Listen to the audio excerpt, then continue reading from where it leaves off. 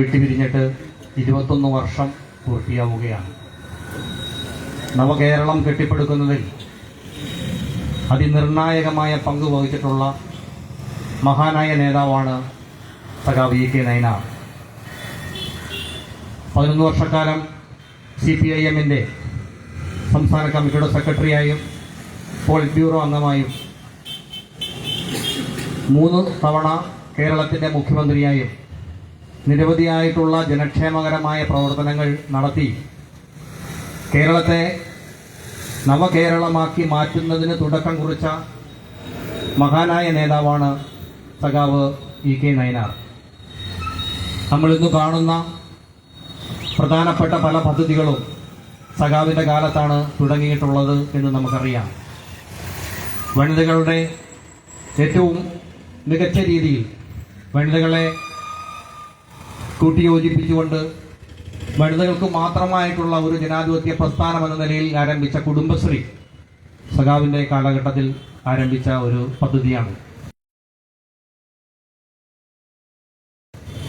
കക്ഷി രാഷ്ട്രീയങ്ങൾക്ക് അതീതമായി നമ്മുടെ കേരളത്തിലെ മുഴുവൻ വനിതകളും അതിൻ്റെ ഭാഗമായി അവരുടെ ജീവിത പ്രയാസങ്ങൾക്കൊരു പരിഹാരമാകുന്നതിന് വേണ്ടി കുടുംബശ്രീ എന്ന പ്രസ്ഥാനം ഉപകരിക്കുന്നുണ്ട് എന്ന് നമുക്കറിയാം.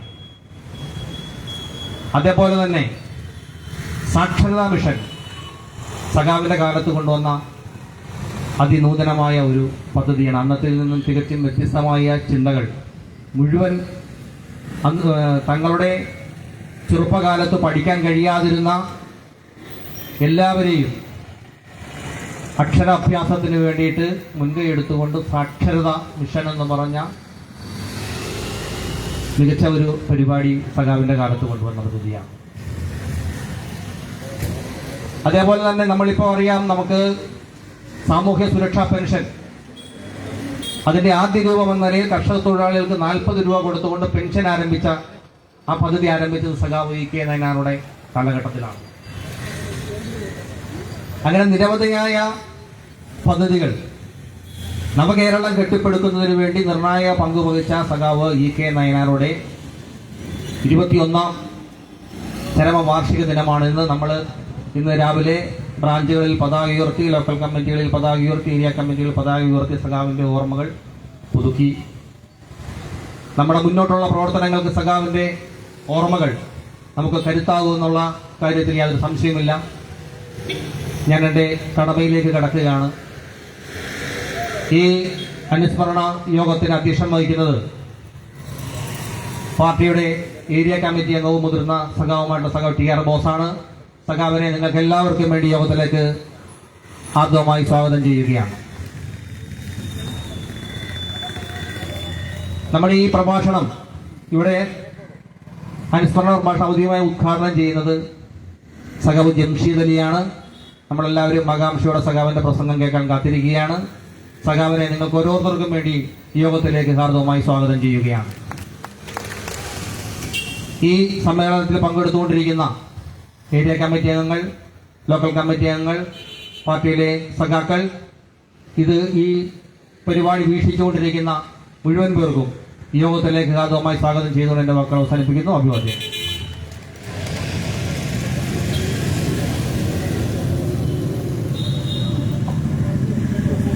പ്രിയപ്പെട്ട ഈ അനുസ്മരണ സമ്മേളനത്തിൻ്റെ ഉദ്ഘാടകൻ സൗ ജംഷീദ് അലി, വേദിയിലുള്ള ഏരിയ കമ്മിറ്റി അംഗം സൗ ഷൈൻ ടീച്ചർ, അതോടൊപ്പം തന്നെ ലോക്കൽ കമ്മിറ്റി സെക്രട്ടറി ഉൾപ്പെടെയുള്ള സഖാക്കളെ, പ്രിയമുള്ള സുഹൃത്തുക്കളെ, സൗ ഇ കെ നയനാർ നമ്മളെ വിട്ടുവരേണ്ട 21 വർഷം തികയാണ്. അവസാനമായിട്ട് സൗ ഇ കെ നയനാരെ ചികിത്സയ്ക്കായി പോകുമ്പോൾ അന്നേരം അദ്ദേഹം പോകുന്ന സന്ദർഭത്തിൽ ലിഫ്റ്റിൽ നിന്നുകൊണ്ട് പറഞ്ഞ ചില കാര്യങ്ങൾ, ഞാൻ പോയിട്ട് വേഗം തിരിച്ചു വരുമെന്നെല്ലാം പറഞ്ഞുകൊണ്ട് പോയിട്ട് യഥാർത്ഥത്തിൽ തിരിച്ചു വരാൻ കഴിയാത്തൊരവസ്ഥയിൽ സൗ ഇ കെ നയനാരെ നമുക്ക് നഷ്ടപ്പെടുകയാണ് ഉണ്ടായിട്ടുള്ളത്. വളരെ ചെറുപ്പത്തിലെ ബാലസംഘത്തിൻ്റെ പ്രവർത്തകനായി തുടങ്ങി അവസാനം കണ്ണൂരിലെ താലൂക്ക്, അന്നത്തെ താലൂക്ക് സെക്രട്ടറി, പിന്നീട് ജില്ലാ സെക്രട്ടറി, പിന്നീട് പാർട്ടിയുടെ സംസ്ഥാന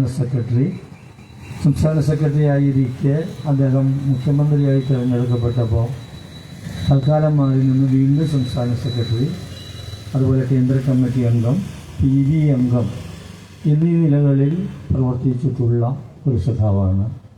PK നായനാര് കേരളത്തിലെ പുതിയ തലമുറക്ക് പോലും പരിചയപ്പെടുത്തേണ്ട കാര്യമില്ലാത്ത രീതിയിലേക്കുള്ള ഒരു അംഗീകാരം ഉള്ള സഖാവായിരുന്നു എന്നുള്ള കാര്യം എല്ലാവർക്കും അറിയാവുന്നതാണ്. അസ്ലാമിൻ്റെ ഭരണകാലഘട്ടത്തിലാണ് കേരളത്തിലെ കർഷക തൊഴിലാളികൾക്ക് ആദ്യമായിട്ട് പെൻഷൻ അനുവദിച്ചുകൊണ്ടുള്ള തീരുമാനമെടുത്തത്.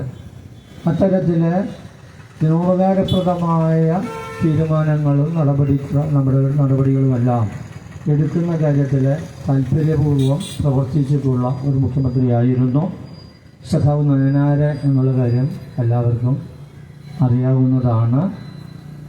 ഏതായാലും നയനാര് നമ്മളെ വിട്ടുപിരിയുന്ന സന്ദർഭത്തിൽ നടന്ന പാർലമെൻറ്റ് തെരഞ്ഞെടുപ്പ് എന്നും നമ്മുടെ ഓർമ്മയിലുണ്ടാവും. നമുക്ക് ഏറ്റവും കൂടുതൽ സീറ്റ് നേടിത്തന്ന ഒരു തെരഞ്ഞെടുപ്പ് കൂടിയായിരുന്നു അത്.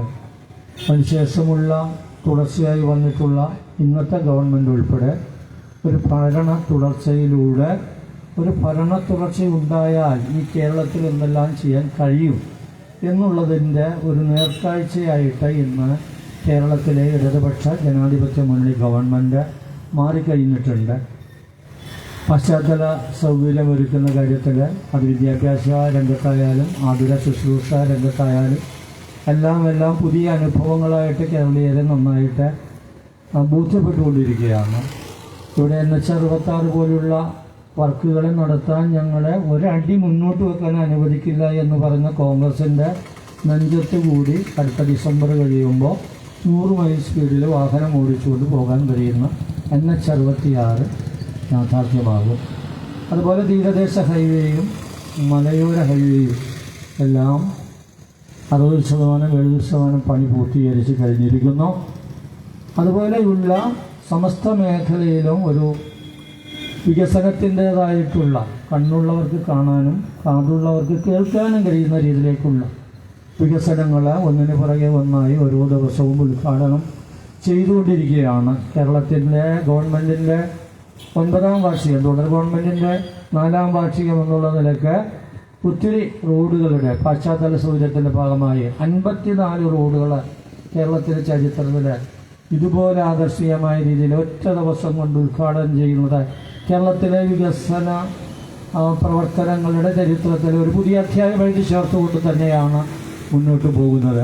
അതുകൊണ്ട് ഇപ്പോൾ നമ്മൾ ഇടതുപക്ഷം മാത്രമല്ല അല്ലാത്ത ആളുകൾ പറഞ്ഞു തുടങ്ങി ഈ ഗവൺമെൻറ് തന്നെയായിരിക്കും വേണ്ടിവരുന്നത് എന്ന്. മറ്റു ദിവസമാണ് സുധാകരൻ പോലും പ്രസിഡന്റ് സ്ഥാനത്ത് നിന്ന് പോയതിനു ശേഷം അദ്ദേഹം പറഞ്ഞത് കോൺഗ്രസ് വരുമെന്ന് ഉറപ്പിച്ചു പറയാൻ കഴിയില്ല. ആ രീതിയിലേക്ക് അഭിപ്രായങ്ങൾ വന്നു കഴിഞ്ഞു. BJP നേതാവ് കണ്ണൂരിൽ പത്മനാഭൻ പറഞ്ഞത് യഥാർത്ഥത്തിൽ പറഞ്ഞ കാര്യങ്ങൾ നടപ്പിലാക്കുന്ന ഒരു വ്യക്തിയാണ് പിണറായി വിജയൻ. അതുകൊണ്ട് അദ്ദേഹം തന്നെ തുടരുന്നതായിരിക്കും കേരളത്തിന് നല്ലത് എന്ന് പറയുന്നൊരവസ്ഥയിലേക്ക് എത്തി. എന്ന് പറഞ്ഞാൽ പ്രധാന പ്രതിപക്ഷങ്ങളെല്ലാം ഒരു സംശയത്തോടു കൂടി തന്നെ ഇടതുപക്ഷം വരാനുള്ള സാധ്യതയെ തള്ളിക്കളയാൻ അവർ പറയുന്ന യാതൊരു കാരണങ്ങളും സമൂഹം വിശ്വാസത്തിലുള്ള സാധ്യതയില്ല എന്ന് ബോധ്യപ്പെടുത്തിക്കൊണ്ട് മുന്നോട്ട് പോകുന്ന സന്ദർഭമാണ്. ഏതായാലും ഈ 4ാം വാർഷികവുമായിട്ട് ബന്ധപ്പെട്ട് നടക്കുന്ന പ്രവർത്തനങ്ങളിലും അതിൻ്റെ പ്രചരണ പരിപാടികളിലുമെല്ലാം വലിയ ജനകീയ മുന്നേറ്റം കാണാൻ നമുക്ക് കഴിയുന്നുണ്ട്. തീർച്ചയായിട്ടും തൊട്ടടുത്ത് പഞ്ചായത്ത് തിരഞ്ഞെടുപ്പും തുടർന്ന് നിയമസഭാ തെരഞ്ഞെടുപ്പിലേക്കും എത്തിപ്പെടുന്ന രീതിയിലേക്കുള്ള അതിൻ്റെ പ്രവർത്തനങ്ങൾ മുന്നോട്ട് പോയിക്കൊണ്ടിരിക്കുന്ന സന്ദർഭത്തിൽ സഖാവ് നയനാരെ പോലുള്ള കേരളത്തിലെ കമ്മ്യൂണിസ്റ്റ് പ്രസ്ഥാനത്തിൻ്റെ പ്രമുഖനായ ഒരു സഖാവിൻ്റെ ഓർമ്മ പുതുക്കുന്ന ഈ യോഗത്തിൽ പങ്കെടുത്തിട്ടുള്ള എല്ലാവരെയും പാർട്ടി ഏരിയ കമ്മിറ്റിക്ക് വേണ്ടി അഭിവാദ്യം ചെയ്തുകൊണ്ട് ഈ സമ്മേളനം ഔപചാരികമായി ഉദ്ഘാടനം ചെയ്യാൻ ഇവിടെ എത്തിയിട്ടുള്ളത് കഴിഞ്ഞ അബ്ദുക്ക ദിനത്തിന് ഇതുപോലൊരു പൊതുസമ്മേളനം വെച്ച് സഖാവ് വന്നതാണ്. പക്ഷെ അന്നത്തെ ദിവസം ഒരു വല്ലാത്ത രീതിയിലുള്ള കാലാവസ്ഥയുടെ മഴ മൂലം നമുക്ക് അത് പൂർത്തീകരിക്കാൻ കഴിയാത്തൊരവസ്ഥയിലേക്കാണ് പോയത്. അന്ന് സഖാവ് മറ്റൊരവസരത്തിൽ വരാം എന്ന് പറഞ്ഞിരുന്നു. അദ്ദേഹം വളരെ നേരത്തെ തന്നെ ഇവിടെ വന്നു. നമ്മുടെ കലാസാഹിത്യ രംഗത്തെല്ലാം വളരെ സജീവമായി പ്രവർത്തിക്കുന്ന പുരോഗമന കലാസാഹിത്യ സംഘത്തിൻ്റെ സംസ്ഥാന നിലവാരത്തിൽ തന്നെ പ്രവർത്തിച്ചിരുന്ന ഒരു സഖാവാണ്, അധ്യാപകനാണ്. അദ്ദേഹം മലപ്പുറത്ത് നിന്നാണ് വരുന്നത്. ഈ പറവൂരിലേക്ക് നമ്മളെ വിളിച്ചപ്പോൾ ഒരു മടിയും കൂടാതെ കൃത്യമായി പങ്കെടുക്കാൻ വേണ്ടി വളരെ നേരത്തെ വന്ന സഖാവിന് ഈ സമ്മേളനം ഔപചാരികമായി ഉദ്ഘാടനം ചെയ്യാൻ വേണ്ടി ആദരപൂർവ്വം ക്ഷണിച്ചുകൊണ്ട് ഞാൻ എൻ്റെ വാക്കുകൾ ഉപസംഹരിക്കുന്നു. നിങ്ങൾക്ക് അഭിവാദനം.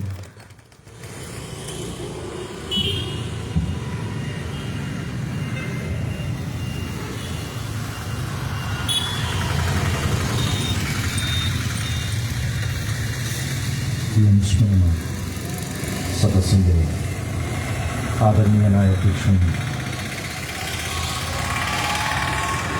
പാർട്ടിയുടെ ഏരിയ കമ്മിറ്റി അംഗം സഹോദരി ആൻഡ്രോസ്, ലോക്കൽ കമ്മിറ്റിയുടെ സെക്രട്ടറി സഖാവ് സജീഷ് കുമാർ, പാർട്ടിയുടെ ഏരിയ കമ്മിറ്റി അംഗവും കേരളത്തിലെ ശ്രദ്ധേയ പ്രഭാഷകരിൽ ഒരാൾ കൂടിയായിട്ടുള്ള സഖാവ് കെ ഷൈൻ ടീച്ചർ, സഖാവ് കെ എസ് സനീഷ്, വേദിയിലും സദസ്സിലുമുള്ള പ്രിയപ്പെട്ട സഖാക്കളെ, സുഹൃത്തുക്കളെ, സഹോദരന്മാർ,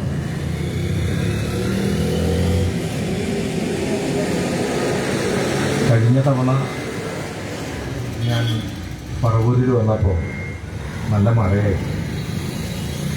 ഇപ്പോഴും ഞാൻ സ്റ്റേജിൽ കയറിയപ്പോൾ ഏതാണ്ട് സമാനമായ അന്തരീക്ഷം ഉണ്ടാവുന്നുണ്ടോ എന്ന് ഞാനും പറവൂരും തമ്മിലുള്ള പ്രത്യേക ബന്ധമായിരിക്കും. ഒന്നും ഉണ്ടാവില്ല എന്നുള്ള ഒരു പ്രതീക്ഷയിൽ തുടങ്ങി. ആരായിരുന്നു സഖാവ് ഇ കെ നായനാർ എന്നത് കേരളത്തിൽ കമ്മ്യൂണിസ്റ്റ് പാർട്ടിയുടെ പ്രവർത്തകർക്കോ അനുഭാവികൾക്കോ മാത്രമല്ല, കേരളത്തിൻ്റെ സാമൂഹിക അന്തരീക്ഷത്തെ, രാഷ്ട്രീയ അന്തരീക്ഷത്തെ സാമാന്യേന മനസ്സിലാക്കാൻ ശ്രമിക്കുന്ന ഏതൊരാൾക്കും തെളിഞ്ഞ ഒരു പുഞ്ചിരിയോടെ കേരളത്തിൻ്റെ രാഷ്ട്രീയ ചിത്രത്തിൽ ഏറ്റവും മനോഹരമായി അടയാളപ്പെടുത്താവുന്ന പേരുകളിലൊന്നാണ് സഖാവ് ഇ കെ നായനാർ. സഖാവില്ലാത്ത 21ാമത്തെ വർഷത്തിലാണ് കേരളവും അദ്ദേഹത്തിൻ്റെ പാർട്ടിയും.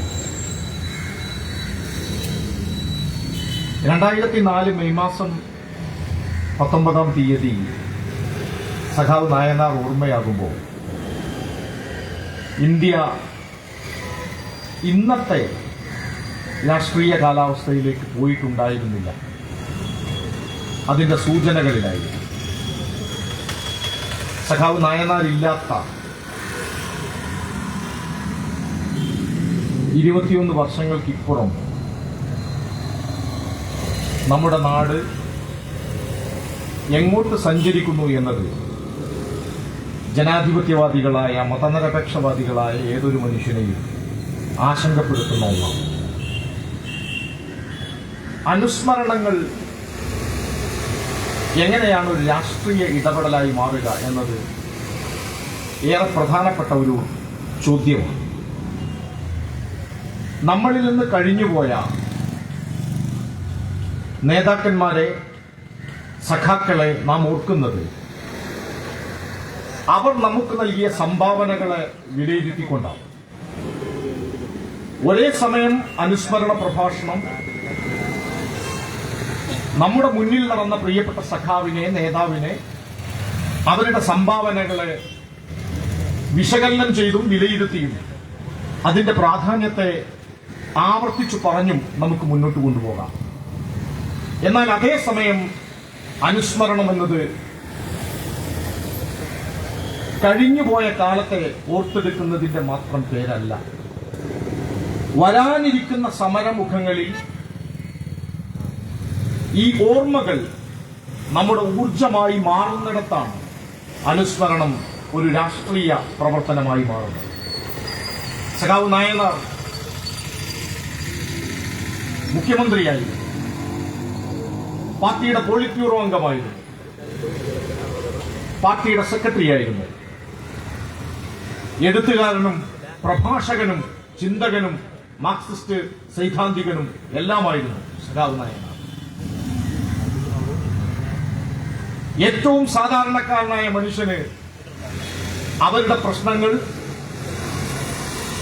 ഏറ്റവും എളുപ്പത്തിൽ സംവേദനം ചെയ്യാൻ സാധിക്കുന്ന അത്ര ജനകീയമായ ഉള്ളടക്കമുള്ള നിഷ്കളങ്കമായ പെരുമാറ്റമുള്ള ഏറ്റവും മഹാനായ മനുഷ്യനിൽ ഒരാളായിരുന്നു സഖാവ് നായനാർ.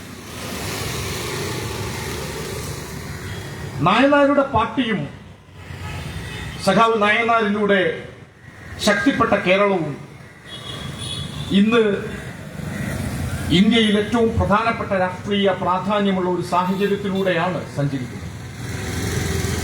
നേരത്തെ അധ്യക്ഷനും LC സെക്രട്ടറിയും ഒക്കെ പറഞ്ഞതുപോലെ കേരളത്തിന്റെ വളർച്ചയിൽ സഖാവ് മുഖ്യമന്ത്രി എന്ന നിലയിലും പാർട്ടി സെക്രട്ടറി എന്ന നിലയിലുമൊക്കെ നൽകിയിട്ടുള്ള സംഭാവനകൾ ഏറെ പ്രധാനപ്പെട്ടതാണ്. അതിൽ ഏറ്റവും പ്രാധാന്യത്തോടെ നമ്മൾ ഓർക്കുന്ന കർഷക തൊഴിലാളികളുടെ പെൻഷൻ ഉൾപ്പെടെ. പക്ഷെ അതിനെല്ലാം പ്രാധാന്യത്തോടെ നാം കാണേണ്ട മറ്റൊന്നുകൂടിയുണ്ട്. അത് നമ്മുടെ സമൂഹത്തിൽ നിലനിൽക്കുന്ന ഐക്യത്തെ, സ്നേഹസൗഹാർദ്ദങ്ങളെ, അതിനെ തകർക്കാനുള്ള എല്ലാ ശ്രമങ്ങളെയും ജാഗ്രതയോടെ ചെറുത്തുതോൽപ്പിച്ച, ഊർജ്ജസ്വലതയോടെ എല്ലാത്തരം വലതുപക്ഷവൽക്കരണങ്ങളെയും ജനങ്ങൾക്കിടയിൽ തുറന്നു കാണിച്ച ഒരു കമ്മ്യൂണിസ്റ്റുകാരനായിരുന്നു സഖാവ് EK നായനാർ.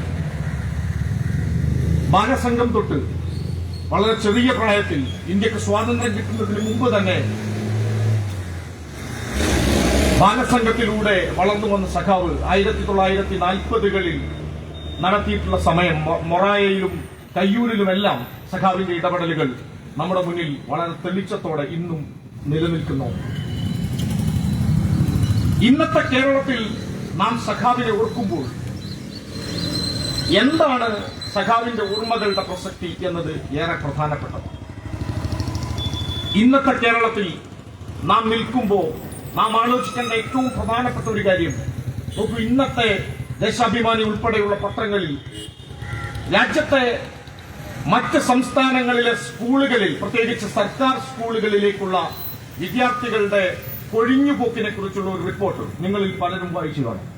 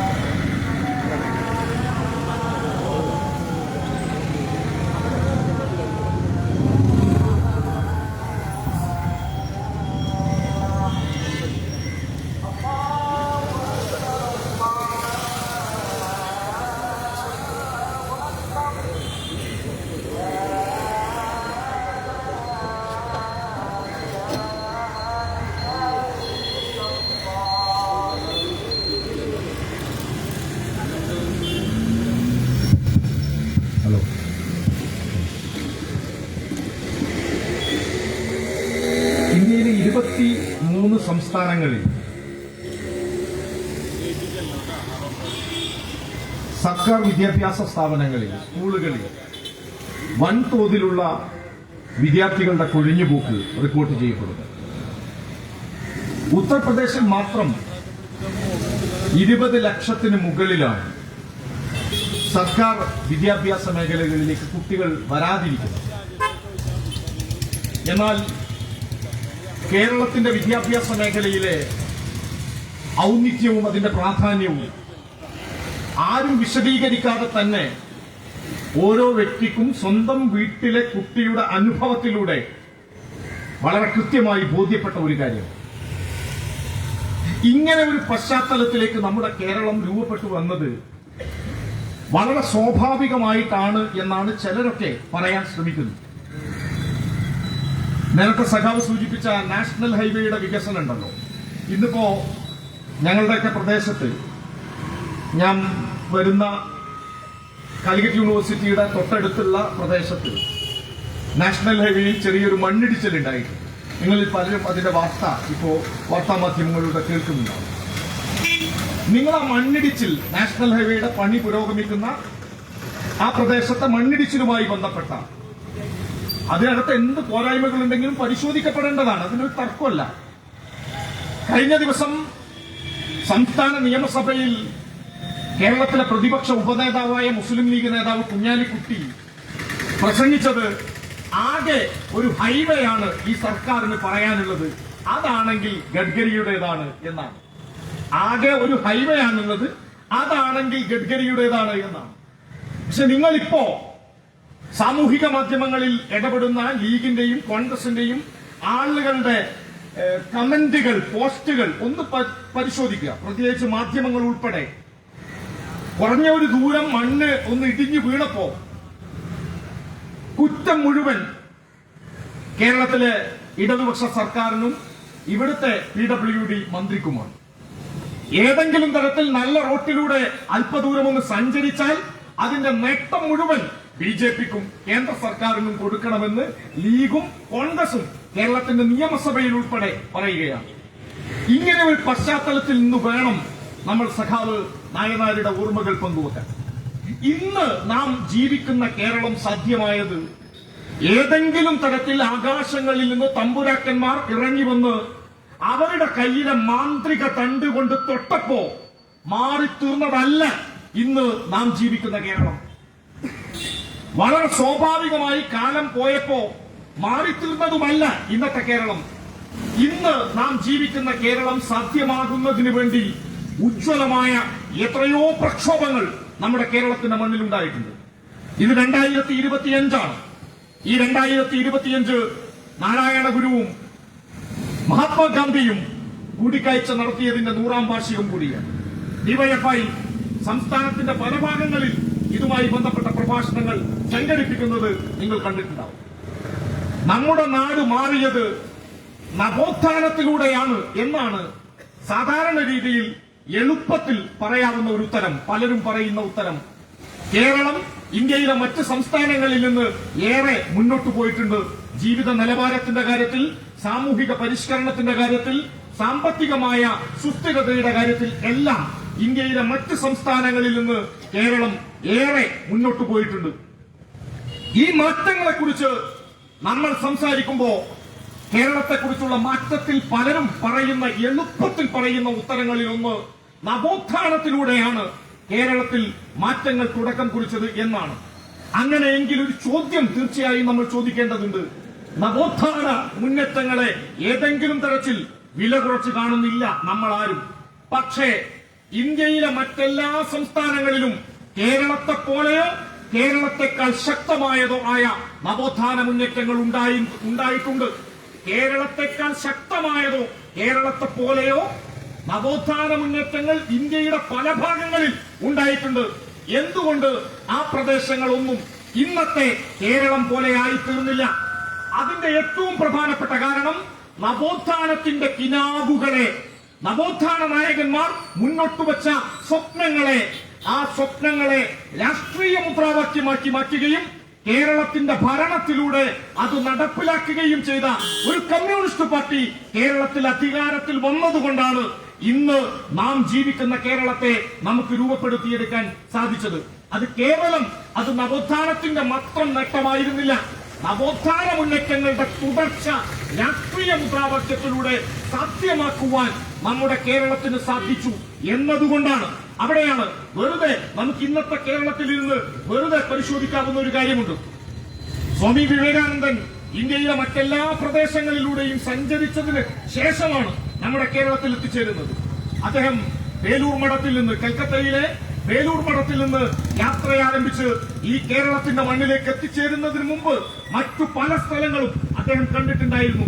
എന്തുകൊണ്ട് ആ പ്രദേശങ്ങളിൽ എവിടെയെങ്കിലും ഒരാൾക്കൂട്ടത്തെ ചൂണ്ടി, ഒരു നാടിനെ ചൂണ്ടി, ഒരാരാധനാലയത്തെ ചൂണ്ടി വിവേകാനന്ദ സ്വാമി ഇതാ ഭ്രാന്താലയം എന്ന് സൂചിപ്പിച്ചില്ല? എന്നാൽ ഈ കേരളത്തിന്റെ മണ്ണിൽ, നിങ്ങളുടെ എറണാകുളം ഈ ജില്ലയുടെ ബോർഡറിൽ നിൽക്കുന്ന കൊടുങ്ങല്ലൂരിൽ, അവിടെ അമ്പലത്തിൽ വന്നതിന് ശേഷമുള്ള ഒരു അനുഭവത്തിന്റെ പശ്ചാത്തലത്തിലാണല്ലോ വിവേകാനന്ദ സ്വാമി ഇത് ഭ്രാന്താലയമാണ് എന്ന് സൂചിപ്പിച്ചത്. വെറുതെ പ്രിയപ്പെട്ട സഖാക്കളെ, നാട്ടുകാരെ, ഒന്ന് പരിശോധിക്കുക. നാം ചരിത്രം പറയേണ്ടതുണ്ട്. നാം നമ്മുടെ പഴയ കാലത്തെ വീണ്ടെടുക്കുകയും ഓർത്തെടുക്കുകയും ചെയ്യേണ്ടതുണ്ട്. കാരണം മറവി ബോധപൂർവം നിർമ്മിക്കപ്പെടുന്ന ഒരു കാലമാണിത്. നമ്മുടെ എല്ലാ നേട്ടങ്ങളും വളരെ സ്വാഭാവികമാണ്. നമ്മൾ അനുഭവിക്കുന്ന എല്ലാ സ്വാതന്ത്ര്യവും അതെങ്ങനെയൊക്കെയോ നമുക്ക് കിട്ടിയതാണ്. അതുകൊണ്ട് ഇവിടെ അങ്ങനെ എല്ലാവരും കണക്കാണ് എന്ന് പറയുന്ന ഒരു രാഷ്ട്രീയ ബോധം പുതിയ തലമുറയിൽ ഉൾപ്പെടെ വളർന്നു വരുന്നുണ്ട്. രാഷ്ട്രീയക്കാരൊക്കെ കണക്കാണ്, എല്ലാവരും കണക്കാണ്, എല്ലാ പാർട്ടികളും ഒരുപോലെയാണ് എന്ന് പ്രചരിപ്പിക്കുന്ന പലരുമുണ്ട്. അത്തരം ആളുകൾ പരിശോധിക്കേണ്ട ഏറ്റവും പ്രധാനപ്പെട്ട ഒരു വസ്തുത നോക്കൂ നിങ്ങൾ. വിവേകാനന്ദ സ്വാമി പുനർജനിക്കുന്നു എന്ന് വെറുതെ പുനർജന്മത്തിൽ വിശ്വാസമില്ലെങ്കിലും ഒന്ന് ചിന്തിക്കുക. വിവേകാനന്ദ സ്വാമി അദ്ദേഹത്തിന്റെ വേലൂർ മഠത്തിൽ നിന്ന് ഒരിക്കൽ കൂടി 2025 ഒരു യാത്ര ആരംഭിക്കുന്നു. ആ യാത്ര ഉത്തരേന്ത്യൻ സംസ്ഥാനങ്ങളിലൂടെയും നോർത്ത് ഈസ്റ്റ് സംസ്ഥാനങ്ങളിലൂടെയും ഇന്ത്യയിലെ മധ്യ പ്രദേശങ്ങളിലൂടെയെല്ലാം യാത്ര നടത്തിയതിനു ശേഷം വിവേകാനന്ദ സ്വാമി ദക്ഷിണേന്ത്യയിൽ നമ്മുടെ കേരളത്തിലും എത്തിച്ചേരുന്നു എന്ന് കരുതുക. ഇന്ത്യയിലെ മറ്റെല്ലാ പ്രദേശങ്ങളിലും യാത്ര നടത്തി ഇന്ന് കേരളത്തിൽ വിവേകാനന്ദ സ്വാമി എത്തിയിട്ട് നമ്മുടെ ഏതെങ്കിലും ഒരു പ്രദേശത്തെ ചൂണ്ടിക്കാണിച്ച് ഇതാ ഭ്രാന്താലയം എന്ന് പറയുമോ? നോക്കൂ നിങ്ങൾ, അങ്ങനെ ഒരു അനുഭവത്തിൽ നിന്ന് കേരളം എങ്ങനെ മാറി? ഇന്ത്യയിലെ മറ്റെല്ലാ സംസ്ഥാനങ്ങളിലും പട്ടികജാതി, പട്ടികവർഗ വിഭാഗങ്ങൾക്ക് വേണ്ടി മാറ്റിവെക്കുന്ന ബജറ്റ് വിഹിതം എത്രയാണ്? കേരളം എത്രയാണ് മാറ്റിവെക്കുന്നത്? മൊത്തം ജനസംഖ്യ, ഇന്ത്യയിലെ പട്ടികജാതി പട്ടികവർഗ വിഭാഗത്തിന്റെ ജനസംഖ്യയേക്കാൾ എത്രയോ കുറവാണ്. കേന്ദ്ര ബജറ്റിൽ 3.6% മാത്രമാണ് രാജ്യത്തിന്റെ ടോട്ടൽ ബജറ്റിൽ പട്ടികജാതി പട്ടികവർഗ വിഭാഗങ്ങൾക്ക് വേണ്ടി മാറ്റിവെക്കുന്നത്. എന്നാൽ നമ്മുടെ കേരളത്തിൽ 9.6% വരുന്ന പട്ടികജാതി പട്ടികവർഗ വിഭാഗത്തിന് 9.28% നമ്മുടെ ബജറ്റിൽ നിന്നും മാറ്റിവെക്കുന്ന ഒരു നാടാണ് നമ്മുടെ കേരളം. ഇവിടത്തെ എല്ലാ വിഭാഗങ്ങൾക്കും ജാതി, മത, ലിംഗഭേദമന്യേ അന്തസ്സോടെ അഭിമാനത്തോടെ ജീവിക്കാൻ കഴിയുന്ന സാമൂഹിക അന്തരീക്ഷം ഉറപ്പുവരുത്തുക എന്നതാണ് കമ്മ്യൂണിസ്റ്റ് പാർട്ടി കേരളത്തിൽ സാധ്യമാക്കിയ ഏറ്റവും ഉജ്ജ്വലമായ ഭരണനേട്ടം. നമ്മൾ ഉണ്ടാക്കിയ റോഡല്ല, നമ്മുടെ സ്കൂളുകളല്ല, നമ്മൾ ഉണ്ടാക്കിയ ആശുപത്രികളല്ല, അതിനെല്ലാം അപ്പുറം നമ്മുടെ രാജ്യത്തിന്റെ ഭരണഘടനയുടെ ആമുഖത്തിൽ പറയുന്ന ഒരു വാക്കുണ്ട്, ഡിഗ്നിറ്റി ഓഫ് ദി ഇൻഡിവിജ്വൽ. ഈ രാജ്യത്ത് ജീവിക്കുന്ന മനുഷ്യൻ എങ്ങനെ ജീവിക്കണം? അവർക്ക് സ്വാതന്ത്ര്യത്തിനുള്ള അവകാശമുണ്ട്, അവർക്ക് സമത്വത്തിനുള്ള അവകാശമുണ്ട്, അവർക്ക് പലതരത്തിലുള്ള അവകാശങ്ങൾ രാജ്യത്തിന്റെ ഭരണഘടനയിൽ പറയുന്നുണ്ട്. പക്ഷേ ആ അവകാശങ്ങൾക്കെല്ലാം അപ്പുറമാണ് ഒരു മനുഷ്യന്റെ അന്തസ്സും അഭിമാനവും. അതുകൊണ്ട് നമ്മുടെ രാജ്യത്തിന്റെ ഭരണഘടന പറയുന്ന ഡിഗ്നിറ്റി ഓഫ് ദി ഇൻഡിവിജ്വൽ ഉണ്ടല്ലോ, അന്തസ്സോടെ അഭിമാനത്തോടെ ഒരു മനുഷ്യന് ജീവിക്കാൻ കഴിയുന്ന ഒരു സാമൂഹിക അന്തരീക്ഷമുണ്ടല്ലോ, അത് സാധ്യമാക്കി കൊടുത്തു എന്നതാണ് കേരളത്തിലെ കമ്മ്യൂണിസ്റ്റ് പാർട്ടി കേരളത്തിന് നൽകിയ ഏറ്റവും വലിയ ഉജ്ജ്വലമായ സംഭാവന എന്ന് പറയുന്നത്. നോക്കൂ നിങ്ങൾ, ഒരു കാലഘട്ടം ഉണ്ടായിരുന്നില്ല ഈ നാടിന്, ഈ കേരളത്തിന്റെ മണ്ണിന്. എങ്ങനെയാണ് നമ്മൾ മാറിയത്? ആരടാ എന്ന ചെന്നിത്തമ്പുരാന്റെ ചോദ്യത്തിന് ഞാൻ എന്ന് മറുവാക്കു പറയാനാവാതെ തലകുനി ചോച്ചാനിച്ച് അടിയൻ എന്ന് പറഞ്ഞ ജനത എങ്ങനെയാണ് മാറിയത്? ഇപ്പൊ ചിലരൊക്കെ വേടനെതിരെ, വേടൻ എന്ന് പറയുന്നത് മലയാളത്തിലെ ഇപ്പോഴത്തെ ശ്രദ്ധേയനായ ഒരു റേമ്പറാണ്. അദ്ദേഹത്തിന്റെ ജീവിതത്തിലെ ചില പോരായ്മകളോടുള്ള വിമർശനം നിലനിർത്തിക്കൊണ്ട് തന്നെ നമ്മൾ പറയട്ടെ, വേടന്റെ പാട്ടുകൾ ഈ കേരളത്തിന്റെ മണ്ണിൽ ഏറ്റവും ഉജ്ജ്വലമായ രാഷ്ട്രീയം പറയുന്ന പാട്ടുകളാണ്. ഈ നാടിനകത്ത് ദലിതർ, ആദിവാസികൾ, പിന്നോക്കക്കാർ അവരനുഭവിച്ച ഒരു കാലഘട്ടമുണ്ട്. ആ കാലഘട്ടം ഇവിടെ കേസരിയുടെ എഡിറ്റർ പ്രസംഗിച്ചതുപോലെ ഇവിടുത്തെ ഏതെങ്കിലും ഹിന്ദുത്വ സംഘടനകളുടെ ഏകീകരണം കൊണ്ട് മാറിയതല്ല. എങ്ങനെയാ മാറിയത്? ഈ കേരളത്തെക്കുറിച്ച് ആശാൻ പാടിയിട്ടില്ലേ? തൊട്ടുകൂടാത്തവർ, തീണ്ടിക്കൂടാത്തവർ, ദിട്ടിയിൽ പോലും പതിഞ്ഞുകൂടാത്ത മനുഷ്യരെ കുറിച്ച്. ഈ നാടിനകത്ത് പരസ്യമായി ഇറങ്ങി നടക്കാനാവാത്ത മനുഷ്യർ, ഈ നാടിനകത്ത് വിദ്യാലയങ്ങളിലേക്ക് പോകാനാവാത്ത മനുഷ്യർ, ഈ നാടിനകത്ത് ആരാധനാലയങ്ങൾ മാറ്റി നിർത്തിയ, അവിടേക്ക് പ്രവേശനം തടസ്സപ്പെട്ട എത്രയോ മനുഷ്യർ ഈ ഭൂമിയിലുണ്ടായിരുന്നു. എല്ലാവരെയും ഒരുപോലെ കണ്ടിട്ടില്ല. എങ്ങനെ മാറി എന്ന ചോദ്യത്തിന് നമ്മുടെ നാട്ടിൽ ഏറ്റവും ഉജ്ജ്വലമായ ഉത്തരം അത് രാഷ്ട്രീയമായ ഉത്തരമാണ്. ആകാശങ്ങളിൽ തമ്പുരാക്കന്മാർ ഇറങ്ങി വന്നിട്ട് അവതാര പുരുഷന്മാരുടെ മാന്ത്രിക കണ്ടുകൊണ്ട് തൊട്ടപ്പോ സാധ്യമായതല്ല കേരളത്തിന്റെ സാമൂഹിക അന്തരീക്ഷം. അത് സാധ്യമായത് സമര പോരാട്ടങ്ങളിലൂടെയാണ്. അതുകൊണ്ടാണ് ആ പോരാട്ടങ്ങളുടെ തുടർച്ചയുടെ പേരാണ് കമ്മ്യൂണിസ്റ്റ് പാർട്ടി. നവോത്ഥാനത്തിന്റെ സ്വപ്നങ്ങളെ നാരായണ ഗുരുവിന്റെ, അയ്യങ്കാളിയുടെ, സഹോദരൻ അയ്യപ്പന്റെ, വാഗ്ബടാനന്ദന്റെ ഒക്കെ സ്വപ്നങ്ങളെ രാഷ്ട്രീയ മുദ്രാവാക്യമാക്കി മാറ്റുകയും അത് ഈ മണ്ണിനകത്ത് അധികാരത്തിലൂടെ നടപ്പിലാക്കുകയും ചെയ്യാൻ കമ്മ്യൂണിസ്റ്റ് പാർട്ടിയുടെ നേതൃത്വത്തിലുള്ള ഒരു ഭരണം കേരളത്തിൽ രൂപപ്പെട്ടതുകൊണ്ടാണ് ഇന്നത്തെ കേരളം ഉണ്ടായത്. അത് പലരും മറക്കാൻ ശ്രമിക്കുന്നു, പലരും മറച്ചുവെക്കാൻ ബോധപൂർവം പരിശ്രമിക്കുന്നു. അവിടെയാണ് നാം നമ്മുടെ നാടിനെ വീണ്ടെടുക്കേണ്ടത്.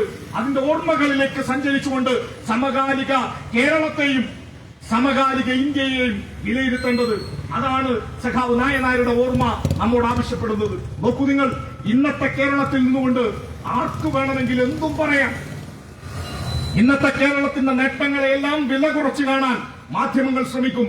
ഇന്നത്തെ കേരളത്തിന്റെ നേട്ടങ്ങളെയാകെ ആരുടെയെങ്കിലും മുകളിലേക്ക് കൊടുത്തുകൊണ്ട് ഇടതുപക്ഷ സർക്കാരിനെ വില കുറച്ച് കാണാൻ പലരും ശ്രമിക്കും. ആ ശ്രമങ്ങളുടെ കൂട്ടത്തിൽ നാം ചോദിക്കേണ്ട ഒരു ചോദ്യമുണ്ട്. 1947 ഓഗസ്റ്റ് 15 നമ്മുടെ നാട് കേരളം ഇന്ത്യ സ്വതന്ത്രമായിട്ടുണ്ട്. കേരളം രൂപപ്പെടുന്നത് 1956 എല്ലാവർക്കും അറിയാവുന്നതുപോലെ. അന്ന് അതിനു മുമ്പ് ഞാനൊക്കെ വേറെ രാജ്യക്കാരനായിരുന്നു. ഞങ്ങൾ മലബാർ രാജ്യക്കാരും നിങ്ങൾ തിരുക്കൊച്ചിക്കാരുമായിരുന്നു. വേറെ വേറെ രാജ്യക്കാരായിരുന്നു നമ്മൾ ഒറ്റ നാട്ടുകാരായി മാറിയത് 1956 നവംബർ 1 തീയതിയാണ്. 1957 ഏപ്രിൽ മാസം 5 എല്ലാവർക്കും അറിയാവുന്ന ചരിത്രം. ഏപ്രിൽ മാസം 5 ഏലംകുളം മനക്കൽ ശങ്കരൻ നമ്പൂതിരി പാടുന്ന സഖാവ് EMS കേരളത്തിന്റെ മുഖ്യമന്ത്രിയായി ഈ ചെമ്പതാക പിടിച്ചുകൊണ്ട് കേരളത്തിന്റെ നിയമസഭയിലേക്ക് കടന്നു കയറിയത്. സഖാവ് EMSന്റെ ഗവൺമെന്റ് അധികാരത്തിൽ വന്നതിന് ശേഷം 1957 ഏപ്രിൽ മാസം 11 തീയതി അധികാരത്തിൽ വന്നതിന്റെ 5ാമത്തെ ദിവസം കേരള നിയമസഭയിൽ ഒരു ഓർഡിനൻസ് കൊണ്ടുവന്നു. ഒരു നിയമം, കേരള നിയമസഭയിലെ ആദ്യത്തെ നിയമം ഓർഡിനൻസിന്റെ രൂപത്തിൽ തയ്യാറാക്കപ്പെടുന്നത് 1957 ഏപ്രിൽ മാസം 11 തീയതി. ആ നിയമം നമുക്കെല്ലാവർക്കും അറിയാം. അത് ഈ നാടിനകത്ത് കുടിയിറക്കപ്പെട്ട മനുഷ്യരുണ്ട്. ഈ നാടിനകത്ത് ജന്മിത്തമ്പുരാക്കന്മാർക്ക് മാത്രം സാധ്യമായ ഭൂമിയുടെ അവകാശം ഇവിടുത്തെ സാധാരണക്കാരനുണ്ടായിരുന്നില്ല. ആ സാധാരണ മനുഷ്യർക്ക്, ഏറ്റവും പാവപ്പെട്ട കുടിയന്മാർക്ക് ഭൂമിയിൽ അവകാശമുണ്ടാക്കി കൊടുക്കാൻ കുടിയിറപ്പ് നിരോധന നിയമം ഓർഡിനൻസിന്റെ രൂപത്തിൽ കൊണ്ടുവന്നു എന്നതാണ് കേരളത്തെ സാധ്യമാക്കിയ 1ാമത്തെ നിയമം. ഇന്ന് കാണുന്ന കേരളം സാധ്യമായത് ആരെങ്കിലും പറയുന്നത് പോലെ എല്ലാവർക്കും ഈ കേരളത്തിന്റെ രൂപീകരണത്തിൽ പങ്കുണ്ട് എന്ന് പറയുമ്പോ നാം ചരിത്രം പറയും. 1957 മുതൽ 59 വരെ 1ാമത്തെ കേരള സർക്കാർ കമ്മ്യൂണിസ്റ്റ് പാർട്ടിയുടെ നേതൃത്വത്തിൽ.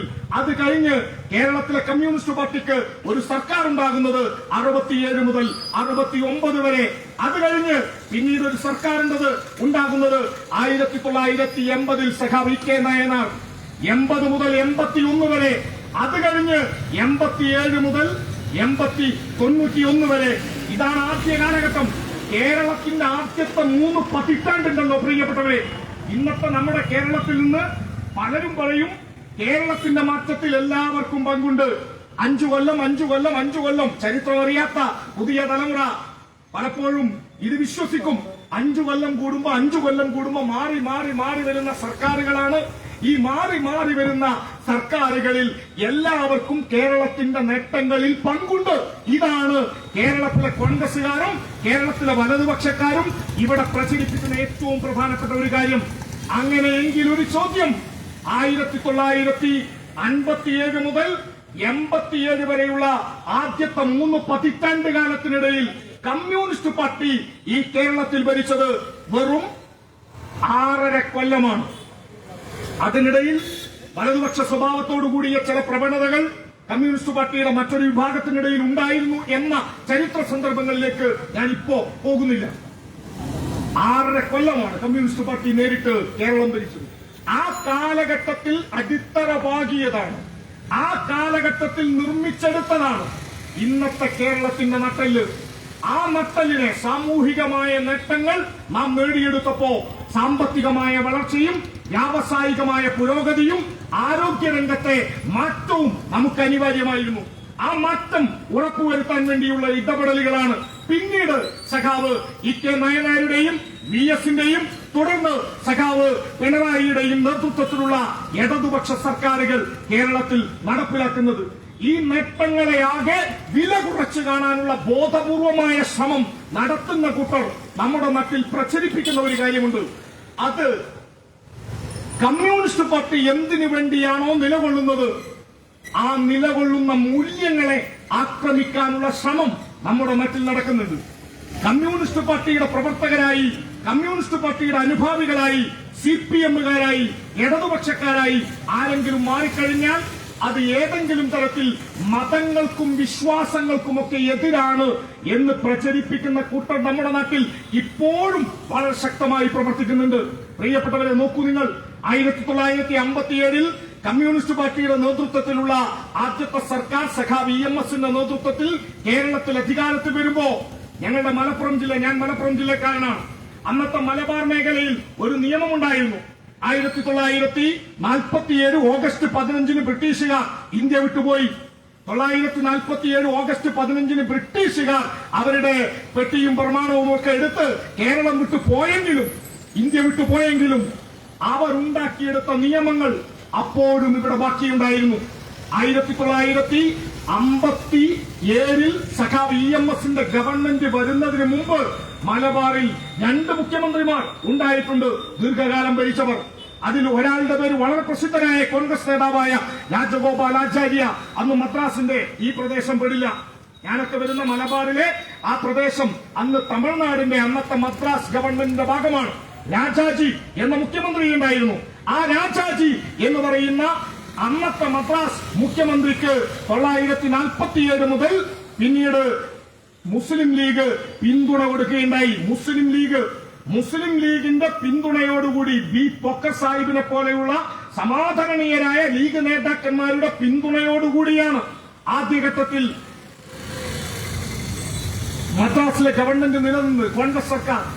എന്നാൽ അന്ന് പരിശോധിക്കേണ്ട ഒരു കാര്യമുണ്ട്. ഇവിടെ ചിലയൊക്കെ പ്രചരിപ്പിക്കുന്ന ഒരു കാര്യം, കമ്മ്യൂണിസ്റ്റ് പാർട്ടി ഏതെങ്കിലും തരത്തിൽ ന്യൂനപക്ഷ വിശ്വാസങ്ങൾക്കോ ആരാധനകൾക്കോ എതിരാണ് എന്ന് പ്രചരിപ്പിക്കാനുള്ള ഒരു ശ്രമം ബോധപൂർവം നടക്കുന്നുണ്ട്.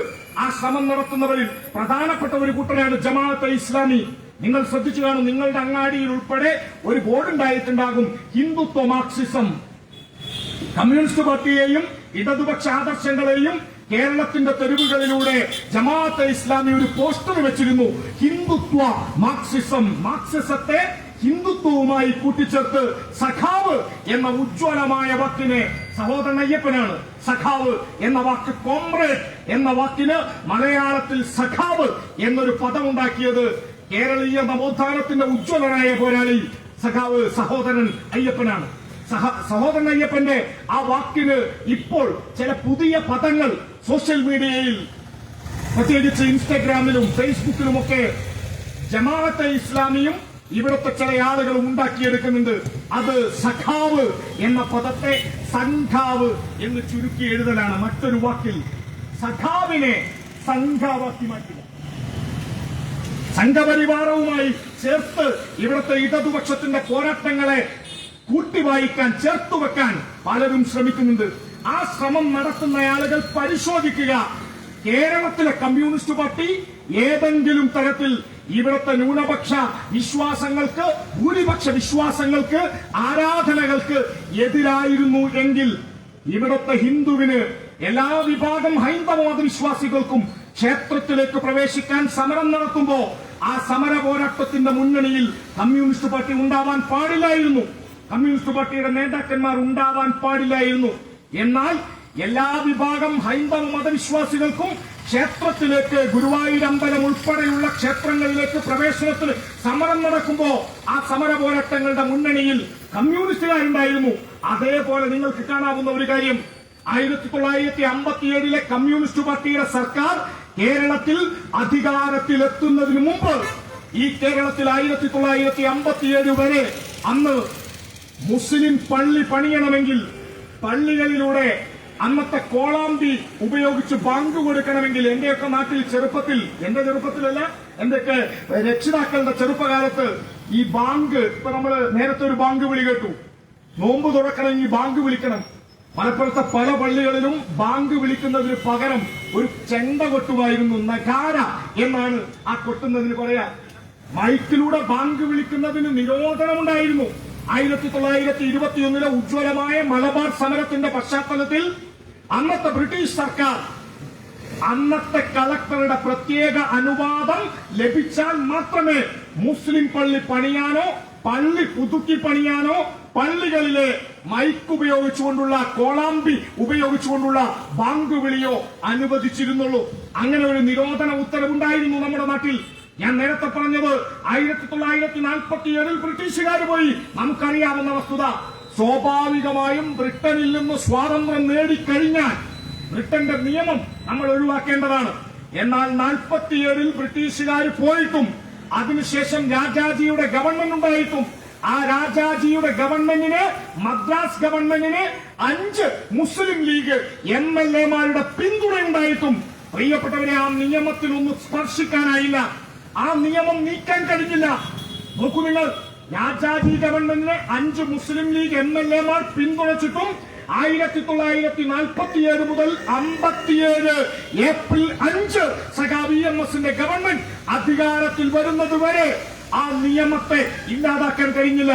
അതിനുശേഷം മലപ്പുറം ജില്ലയിൽ നിന്ന് ചില ആളുകൾ, മലബാറിൽ നിന്ന് പ്രധാനപ്പെട്ട ചില മുസ്ലിം സംഘടനാ നേതാക്കന്മാർ, ഇവിടുത്തെ ചില മതാചാര്യന്മാർ, അവർ സഖാവ് EMS-നെ കാണുന്നു. EMS പെരിന്തൽമണ്ണക്കാരനാണ്. പെരിന്തൽമണ്ണയിൽ EMS-ന്റെ നാട്ടുകാർ EMS-നെ കാണാൻ വേണ്ടി പോയി. അവർ EMS-നോട് സഖാവേ, ഞങ്ങൾക്കൊരു പള്ളി പണിയണം എന്ന് അഭ്യർത്ഥിച്ചു.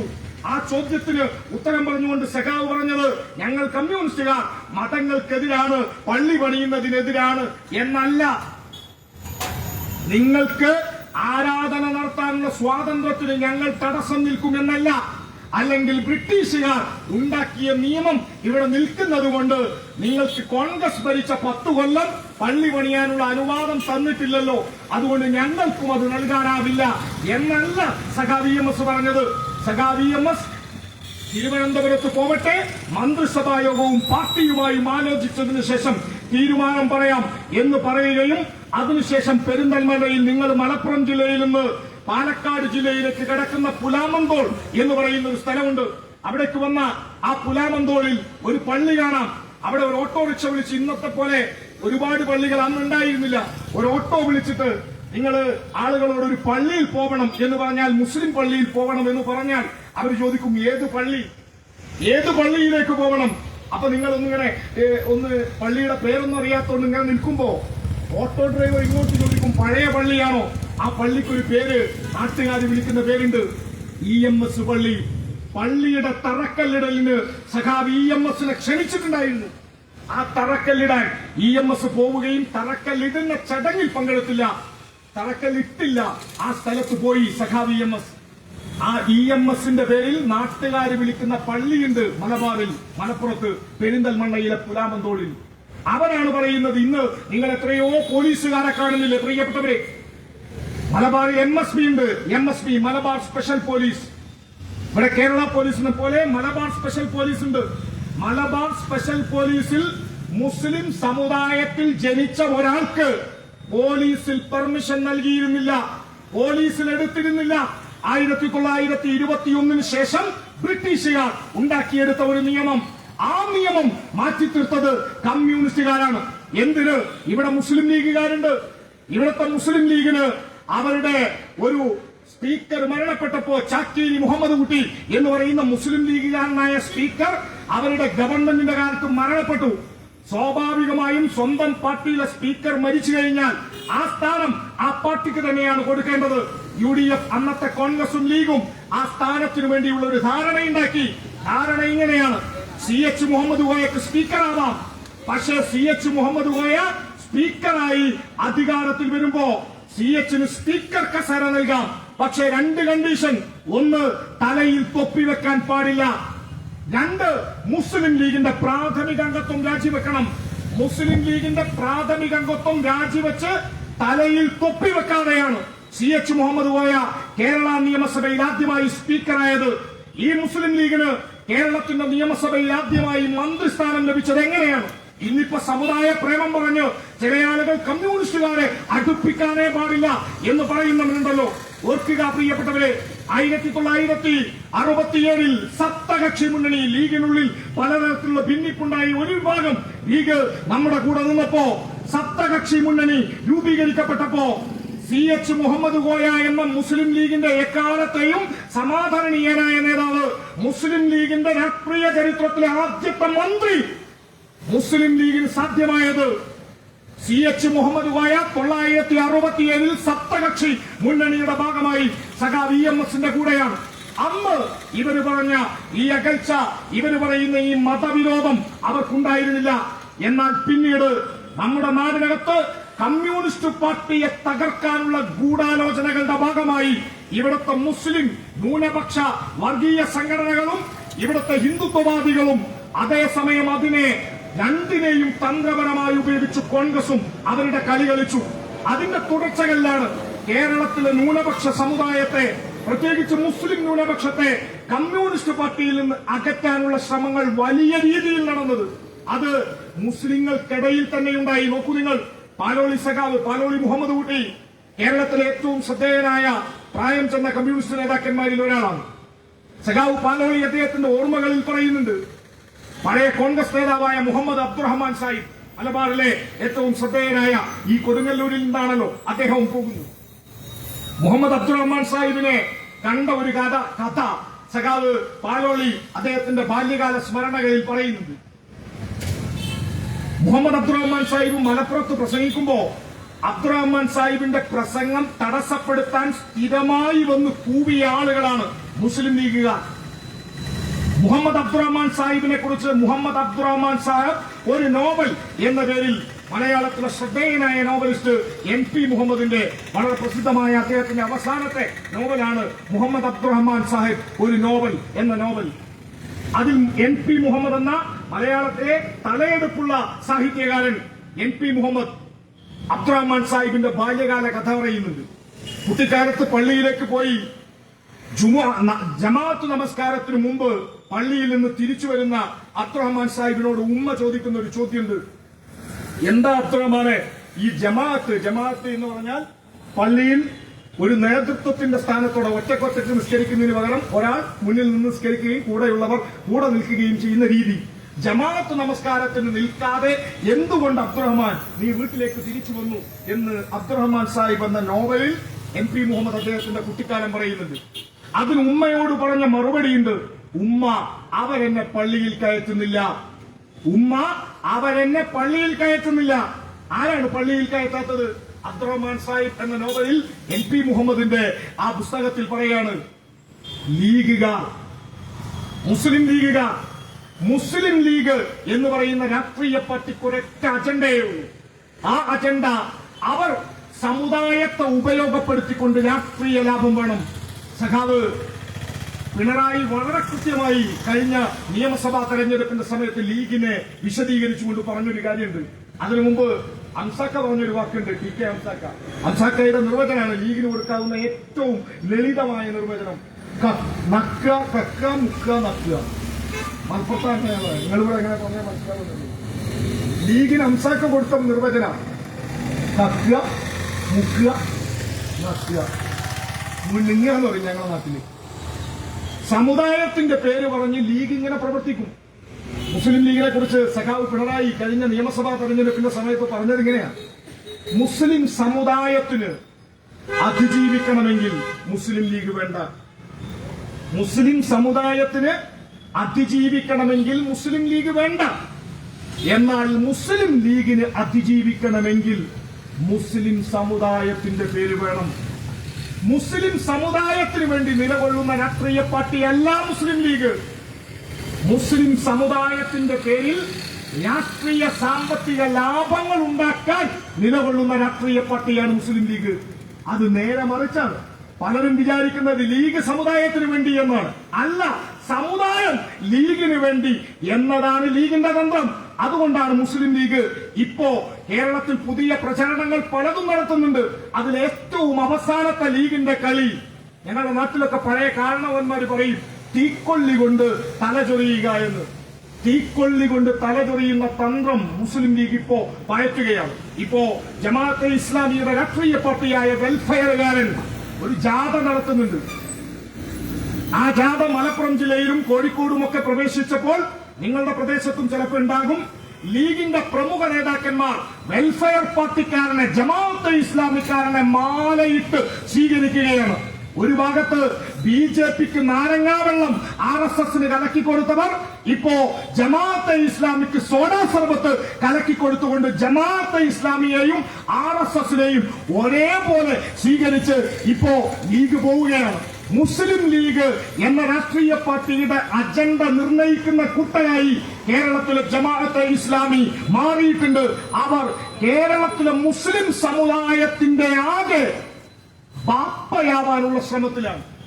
കേരളത്തിലെ മുസ്ലിം സമുദായത്തിന്റെ ബാപ്പയാവുക എന്ന് പറഞ്ഞാൽ അവരുടെ ഡിസിഷൻ മേക്കിംഗ് അതോറിറ്റി ആവാൻ, തീരുമാനങ്ങൾ എടുക്കുന്ന സംവിധാനമായി മാറാൻ ജമാഅത്തെ ഇസ്ലാമിയുടെ തലച്ചോറുകൾ കേരളത്തിൽ ശ്രമം നടത്തുന്നുണ്ട്. ആ ശ്രമത്തിന്റെ ഭാഗമായിട്ടാണ് ജമാഅത്തെ ഇസ്ലാമി കേരളത്തിൽ വ്യാപകമായി പ്രചരിപ്പിക്കുന്ന കാര്യം. കേരളത്തിലെ മുസ്ലിം ന്യൂനപക്ഷങ്ങളുടെ വോട്ട് ഇടതുപക്ഷത്തിന് ലഭിക്കാനേ പാടില്ല എന്ന തന്ത്രം ഇപ്പോൾ പയറ്റുന്നത് നോക്കൂ നിങ്ങൾ. മാതൃഭൂമി കഴിഞ്ഞ കുറച്ച് മാസങ്ങൾക്ക് മുമ്പ് മാതൃഭൂമിയിൽ ഒരു സർവേ നടന്നു. അതിനു മുമ്പ് 2021 കേരള നിയമസഭാ തെരഞ്ഞെടുപ്പിന് മുമ്പ് മനോരമ ഒരു സർവേ നടത്തിയിട്ടുണ്ട്. നിങ്ങൾ ഓർക്കുന്നുണ്ടാകും. 2021 നിയമസഭാ തെരഞ്ഞെടുപ്പിന്റെ തൊട്ടു മുമ്പ് മനോരമ ചാനൽ നടത്തിയ സർവേയിൽ മനോരമ ചോദിക്കുന്ന ചോദ്യങ്ങളിൽ ഒന്ന്, നിങ്ങൾ ആർക്ക്, നിങ്ങളുടെ രാഷ്ട്രീയം ആർക്ക് വോട്ട് ചെയ്യുമെന്നാണ്. ആ ചോദ്യങ്ങളിൽ UDFന്, കോണിക്ക്, താമരക്ക്, കൈപ്പത്തിക്ക് എന്നൊക്കെയുള്ള ഉത്തരങ്ങൾ പല ഭാഗങ്ങളിലുണ്ട്. അതിൽ ഞങ്ങളുടെ മലബാർ മേഖലയിൽ ആ ചോദ്യത്തിന് കോണിക്ക് വോട്ട് ചെയ്യും എന്ന് പറഞ്ഞവർ, കൈപ്പത്തിക്ക് വോട്ട് ചെയ്യും എന്ന് പറഞ്ഞവർ, ആ ശതമാനം വെച്ച് നോക്കിയാൽ മതി. നമ്മൾ താഴോട്ട് വന്ന അടുത്ത ചോദ്യമുണ്ട്, ആരാവണം ഭാവി കേരളത്തിന്റെ മുഖ്യമന്ത്രി? മറ്റൊരു ചോദ്യമുണ്ട്, കേരളത്തിൽ വർഗീയതയെ തടയാൻ, ഫാസിസത്തെ ചെറുക്കാൻ ഏറ്റവും ഫലപ്രദമായി സാധിക്കുന്നത് ആർക്കാണ്? ആ ചോദ്യത്തിന് UDFന് വോട്ട് നൽകും എന്ന് പറഞ്ഞ ഒരു വിഭാഗമുണ്ടല്ലോ, ആ വിഭാഗം ഉൾപ്പെടെയുള്ളവർ നൽകിയിട്ടുള്ള ഉത്തരം പിണറായി വിജയൻ എന്നാണ്, ഇടതുപക്ഷം എന്നാണ്. നമ്മുടെ നാട്ടിൽ, എന്റെ നാട്ടിലൊക്കെ നിങ്ങൾക്ക് ഇവിടെയും കാണാൻ കഴിയും, മുസ്ലിം ലീഗിനെയും ഇതുവരെ ഇടതുപക്ഷത്തിന്റെ കൂടെ നിൽക്കുകയും ചെയ്യാത്ത ഒരു വിഭാഗം ആളുകളുണ്ട്. അവർ തെരഞ്ഞെടുപ്പിൽ ഇടതുപക്ഷത്തിന് വോട്ട് നൽകില്ല. അവർ പരസ്യമായ CPM വിരുദ്ധ പോസ്റ്റർ ഒട്ടിക്കാൻ ഒരുപക്ഷെ നിങ്ങളുടെ അങ്ങാടികളിൽ ഉണ്ടാകും. അത്തരം ആളുകളോടൊപ്പം ഒരു ഗ്ലാസ് ചായ കുടിച്ച് ഏതെങ്കിലും ഒരു ചായക്കടയിൽ ബടായി ഒക്കെ പറഞ്ഞ് വെറുതെ അല്പനേരം ഇരിക്കുക. എനിക്കങ്ങനെ എത്രയോ ലീഗുകാർ സുഹൃത്തുക്കളുണ്ട്. വെറുതെ ചായ കുടിച്ച് ഏതെങ്കിലും ഒരു ലീഗുകാരൻ കൂട്ടുകാരന്റെ കൂടെ ചായ കുടിച്ച് ഹോട്ടലിൽ ഇരിക്കുക. 10 മിനിറ്റ് ഓന്റെ കൂടെ വർത്തമാനം പറഞ്ഞിരുന്നാൽ കുറച്ചു കഴിയുമ്പോ ലീഗിന്റെ ചങ്ങായി, എന്റെ സുഹൃത്ത് എന്നോട് പറയും, എന്തൊക്കെ പറഞ്ഞാലും നിങ്ങൾ വേണം, നിങ്ങളെ പിണറായി വേണം, നിങ്ങളെ പാർട്ടി വേണം എന്ന് പറയാതെ നമ്മളോട് എത്രയോ തവണ നിങ്ങൾക്ക് അനുഭവം ഉണ്ടാവും. രാഷ്ട്രീയമായി വോട്ട് ചെയ്യില്ല, പ്രചരണം നടത്തുമ്പോൾ നമുക്കെതിരെ പരസ്യമായി പോസ്റ്റർ ഒട്ടിക്കാൻ, മുദ്രാവാക്യം വിളിക്കാനുണ്ടാകും. പക്ഷേ ഉള്ളിന്റെ ഉള്ളിൽ ഇടതുപക്ഷത്തിന്റെ അനിവാര്യതയെ അംഗീകരിക്കുന്ന ഒരു വലിയ വിഭാഗം ജനങ്ങൾ, അഥവാ തെരഞ്ഞെടുപ്പിലെ വോട്ടായി മാറിയിട്ടില്ല എന്നത് സത്യം. പക്ഷേ മാനസികമായി ഇടതുപക്ഷം എന്ന അനിവാര്യതയെ പിന്തുണക്കുന്ന എത്രയോ ആളുകൾ ന്യൂനപക്ഷ സമുദായങ്ങൾക്കിടയിൽ നമ്മുടെ നാട്ടിൽ പ്രവർത്തിക്കുന്നുണ്ട്. ആ ആളുകളെ ഇടതുപക്ഷ വിരോധികളാക്കണം. 2026 നിയമസഭാ തെരഞ്ഞെടുപ്പിൽ ഇടതുപക്ഷത്തിന്റെ നേതൃത്വത്തിൽ ഒരു മൂന്നാം സർക്കാർ കേരളത്തിൽ യാഥാർത്ഥ്യമാകുമെന്ന് കേരളത്തിലെ മഹാഭൂരിഭാഗം വരുന്ന ജനാധിപത്യവാദികൾ, ജനാധിപത്യത്തെ വിശകലനം ചെയ്യുന്നവർ വളരെ കൃത്യമായി തിരിച്ചറിയുന്നുണ്ട്. വീണ്ടും ഒരു ഇടത് സർക്കാർ കേരളത്തിൽ വരാതിരിക്കാനുള്ള കേരളത്തിലെ ജമാഅത്തെ ഇസ്ലാമി തലച്ചോറുകൾ സൃഷ്ടിച്ച ഒരു തന്ത്രമുണ്ട്. ആ തന്ത്രം അത് എന്തിനെയാണോ നമ്മൾ സഖാക്കൾ ഏറ്റവും ശക്തമായി എതിർക്കുന്നത് അതിനെ നമ്മുടെ തലയിലേക്ക് അടിച്ചേൽപ്പിക്കുക. ഒരു കമ്മ്യൂണിസ്റ്റുകാരൻ ഏറ്റവും വേദനയോടെ കേൾക്കുന്ന ഒരു വിളിയുണ്ട്. നമ്മൾ അഭിമാനത്തോടെ ചങ്കിലെ ചോരയും മണ്ണിൽ ഒഴുകിയാലും ഇവിടുത്തെ കമ്മ്യൂണിസ്റ്റുകാർ അഭിമാനത്തോടെ വിളിക്കുന്ന വിളിയുണ്ട്, ഞങ്ങളിലില്ല ഹൈന്ദവ രക്തം, ഞങ്ങളിലില്ല മുസ്ലിം രക്തം, ഞങ്ങളിലില്ല ക്രൈസ്തവ രക്തം, ഞങ്ങളിലുള്ളത് മാനവരക്തം. അന്തസ്സോടെ അഭിമാനത്തോടെ ഈ ചമ്പതാക ചൂണ്ടി കമ്മ്യൂണിസ്റ്റുകാർ പറയും, ഞങ്ങളിൽ ഹിന്ദുവിനിടമുണ്ട്, ഹിന്ദുത്വ വർഗീയവാദിക്കിടമില്ല, ഞങ്ങളിൽ മുസൽമാനിടമുണ്ട്, മുസ്ലിം തീവ്രവാദിക്കിടമില്ല, ഞങ്ങളിൽ ക്രൈസ്തവരുണ്ട്, ക്രിസ്സംഗി വർഗീയവാദികൾക്ക് ഈ കൊടിയിൽ ഇടമില്ല. ഇത് എല്ലാ മതത്തിലും പെട്ട, എല്ലാ ജാതിയിലും പെട്ട, എല്ലാ ലിംഗവിഭാഗങ്ങളിലും പെട്ട മനുഷ്യർക്ക് അന്തസ്സോടെ ഉയർത്തിപ്പിടിക്കാവുന്ന ഒരു കൊടിയാണ്, ആ പതാകയാണ്. ആ പതാകയെ ഈ നാടിനകത്തെ ജമാഅത്ത് ഇസ്ലാമി തലച്ചോറുകൾ നിർമ്മിച്ചെടുക്കാൻ ശ്രമിക്കുന്ന ഒരു കുതന്ത്രമുണ്ട്. അത് അടുത്ത തെരഞ്ഞെടുപ്പിന് വേണ്ടിയുള്ള, പ്രത്യേകിച്ച് ത്രിതല പഞ്ചായത്ത് തെരഞ്ഞെടുപ്പിൽ അതവർ പ്രയോഗിക്കും. അതിന്റെ തുടർച്ച അവർ അടുത്ത നിയമസഭാ തെരഞ്ഞെടുപ്പിൽ പയറ്റും. എന്താണ് ആ തന്ത്രം? അത് ഇടതുപക്ഷം എന്നാൽ, കമ്മ്യൂണിസ്റ്റ് പാർട്ടി എന്നാൽ സംഘപരിവാരവുമായി ചേർന്നു പ്രവർത്തിക്കുകയാണ്. അവർ ന്യൂനപക്ഷ വേട്ട നടത്തുകയാണ്. അവർ മുസ്ലിം ജീവിതത്തിന് സുരക്ഷിതത്വം നൽകാത്തവരാണ്.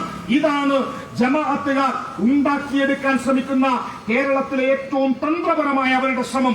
പ്രിയപ്പെട്ട സഖാക്കളെ ഓർക്കുക, 1960 മുതൽ RSSുമായി രഹസ്യമായ ചർച്ച നടത്തുന്ന ഇന്ത്യയിലെ ഏക മുസ്ലിം സംഘടന അത് ജമാഅത്തെ ഇസ്ലാമിയാണ്. 1960 മുതൽ ഇന്ത്യയിൽ RSSുമായി ചർച്ച നടത്തുന്ന സംഘടന ജമാഅത്തെ ഇസ്ലാമിയാണ്. സ്വാഭാവികമായും ഇത് ഒരു ചർച്ചയായി വന്നപ്പോ ഏറ്റവും അവസാനം മോഹൻ ഭഗവതുമായി 2 വർഷം മുമ്പ് ജമാഅത്തെ ഇസ്ലാമി നേതാക്കന്മാർ കൂടിക്കാഴ്ച നടത്തി. അപ്പൊ ജമാഅത്തുകാർ പിന്നീട് പറയുന്നത്, ഞങ്ങളുടെ വിശ്വാസവും ഞങ്ങളുടെ ധാർമ്മിക ബോധവും പ്രകാരം എല്ലാവരുമായും ചർച്ച നടത്താം എന്നാണ്.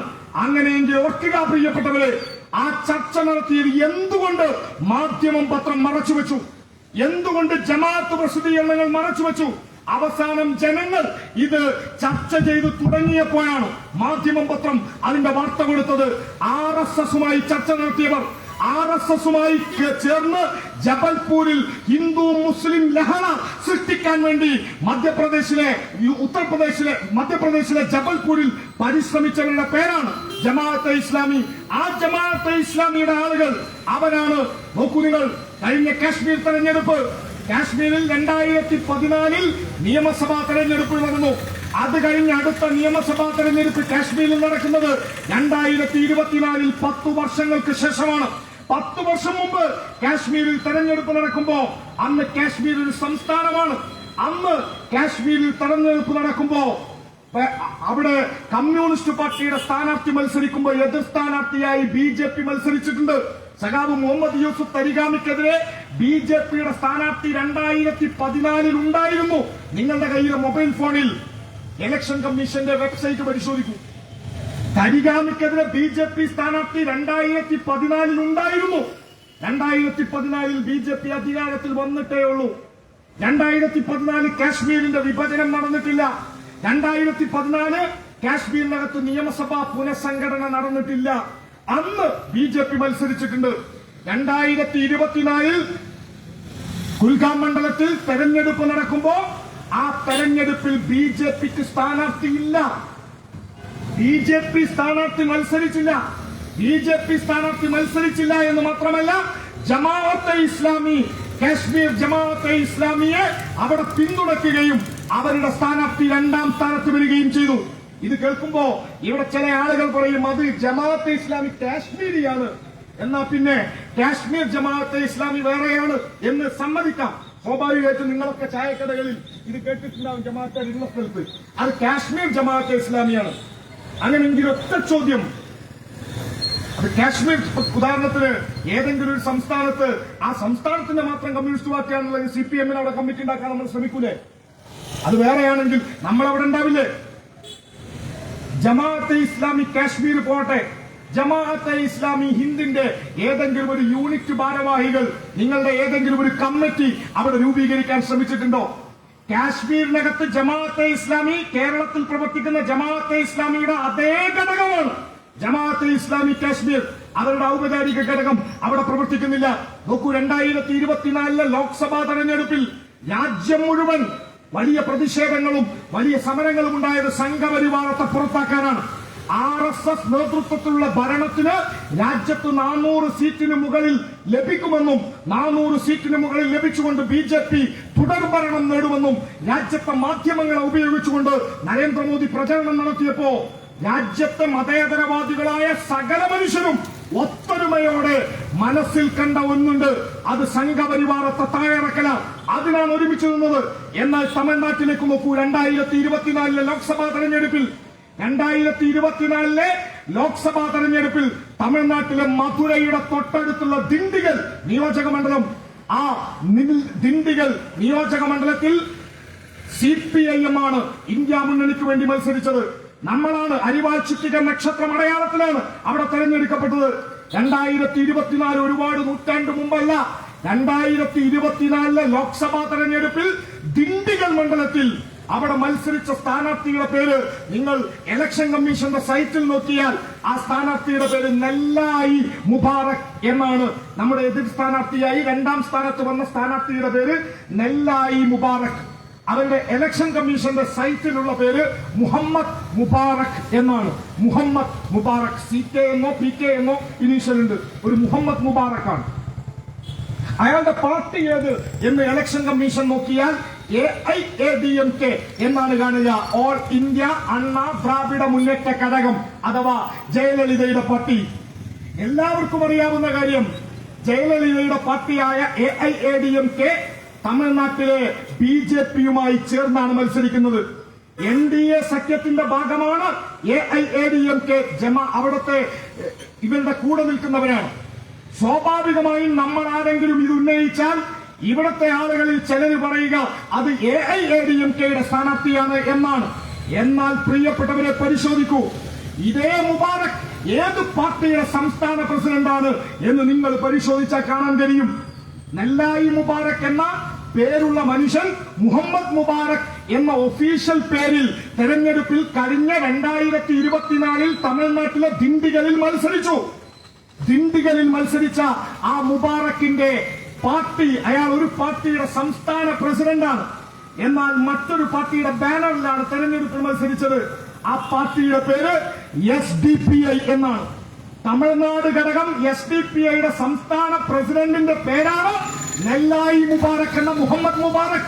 ആ മുബാറക്കാണ് BJPക്ക് സീറ്റുണ്ടാക്കി കൊടുക്കാൻ AIADMKയുടെ ബാനറിൽ BJPയുടെ വോട്ട് വാങ്ങിക്കൊണ്ട് നരേന്ദ്രമോദിയുടെ ഫോട്ടോ വെച്ചുകൊണ്ട് തമിഴ്നാട്ടിലെ ദിണ്ടിഗലിൽ മത്സരിച്ചത്. അവരാണ് നമ്മുടെ നാട്ടിൽ വന്നിട്ട് കമ്മ്യൂണിസ്റ്റ് പാർട്ടി ഇവിടുത്തെ ന്യൂനപക്ഷങ്ങൾക്കോ ഇവിടുത്തെ പിന്നോക്ക വിഭാഗങ്ങൾക്കോ സംരക്ഷണം നൽകില്ല എന്ന് പറഞ്ഞ് ഇവിടെ ഹിന്ദുത്വ മാർക്സിസം പ്രചരിപ്പിക്കുന്നത്. ആ ഹിന്ദുത്വ മാർക്സിസം പ്രചരിപ്പിക്കുന്ന ജമാഅത്തെ ഇസ്ലാമിയുടെ തലച്ചോറുള്ളവർ പരിശോധിക്കുക. ജമാഅത്തെ ഇസ്ലാമി എന്ന് പറയുന്ന പ്രസ്ഥാനത്തിന് ഒരൊറ്റ അജണ്ടയുള്ളൂ. ഇപ്പൊ ലീഗും ജമാഅത്തും തമ്മിലുള്ള സ്നേഹത്തിന് ഒരു കാരണം കൂടിയുണ്ട്. ആ കാരണം തിരിച്ചറിയണമെങ്കിൽ നിങ്ങൾ 185 ദിവസമായി ഒരു പള്ളിയുടെ മുന്നിൽ ഒരു സമരം നടക്കുന്നുണ്ട്. നിങ്ങളുടെ തൊട്ടടുത്ത് കൊടുങ്ങല്ലൂർ പ്രദേശത്ത് വഖഫിന്റെ ഭൂമി നാഷണൽ ഹൈവേ വികസനത്തിന്റെ ഭാഗമായി ഏതാണ്ട് 20 ഏക്കർ ഭൂമി ദാറുസ്സലാം മസ്ജിദ് വിട്ടുകൊടുത്തപ്പോ ആ പള്ളിയുടെ പേരിൽ ഇത് ഏതാണ്ട് കോടിക്കണക്കിന് രൂപ സർക്കാർ നഷ്ടപരിഹാരമായി കൊടുത്തു. നിങ്ങൾക്കറിയാവുന്ന സംഭവമാണ്. തൊട്ടടുത്ത കൊടുങ്ങല്ലൂരിൽ 180 ദിവസമാണ് ഇന്ന് എന്നാണ് ഞാൻ മനസ്സിലാക്കുന്നത്. ആ പള്ളിയുടെ തൊട്ടു മുമ്പിൽ ജമാഅത്തെ ഇസ്ലാമിയുടെ എറണാകുളം ജില്ലാ പ്രസിഡന്റിന്റെയും അവരുടെ വെൽഫെയർ പാർട്ടിയുടെ മേധാവിന്റെയും ഒക്കെ ഫോട്ടോ വെച്ച് ഇതാ കള്ളന്മാർ എന്ന് പള്ളിച്ചുമരിൽ പോസ്റ്റർ ഒട്ടിച്ചുകൊണ്ട് അവിടെ സമരം നടക്കുന്നുണ്ട്. അതിന്റെ ഇന്ന് നിങ്ങൾ കേൾക്കുന്ന ഒരു വാർത്ത അവരെ സസ്പെൻഡ് ചെയ്തു എന്നാണ്. ജമാഅത്തെ ഇസ്ലാമി സസ്പെൻഡ് ചെയ്തത്രേ.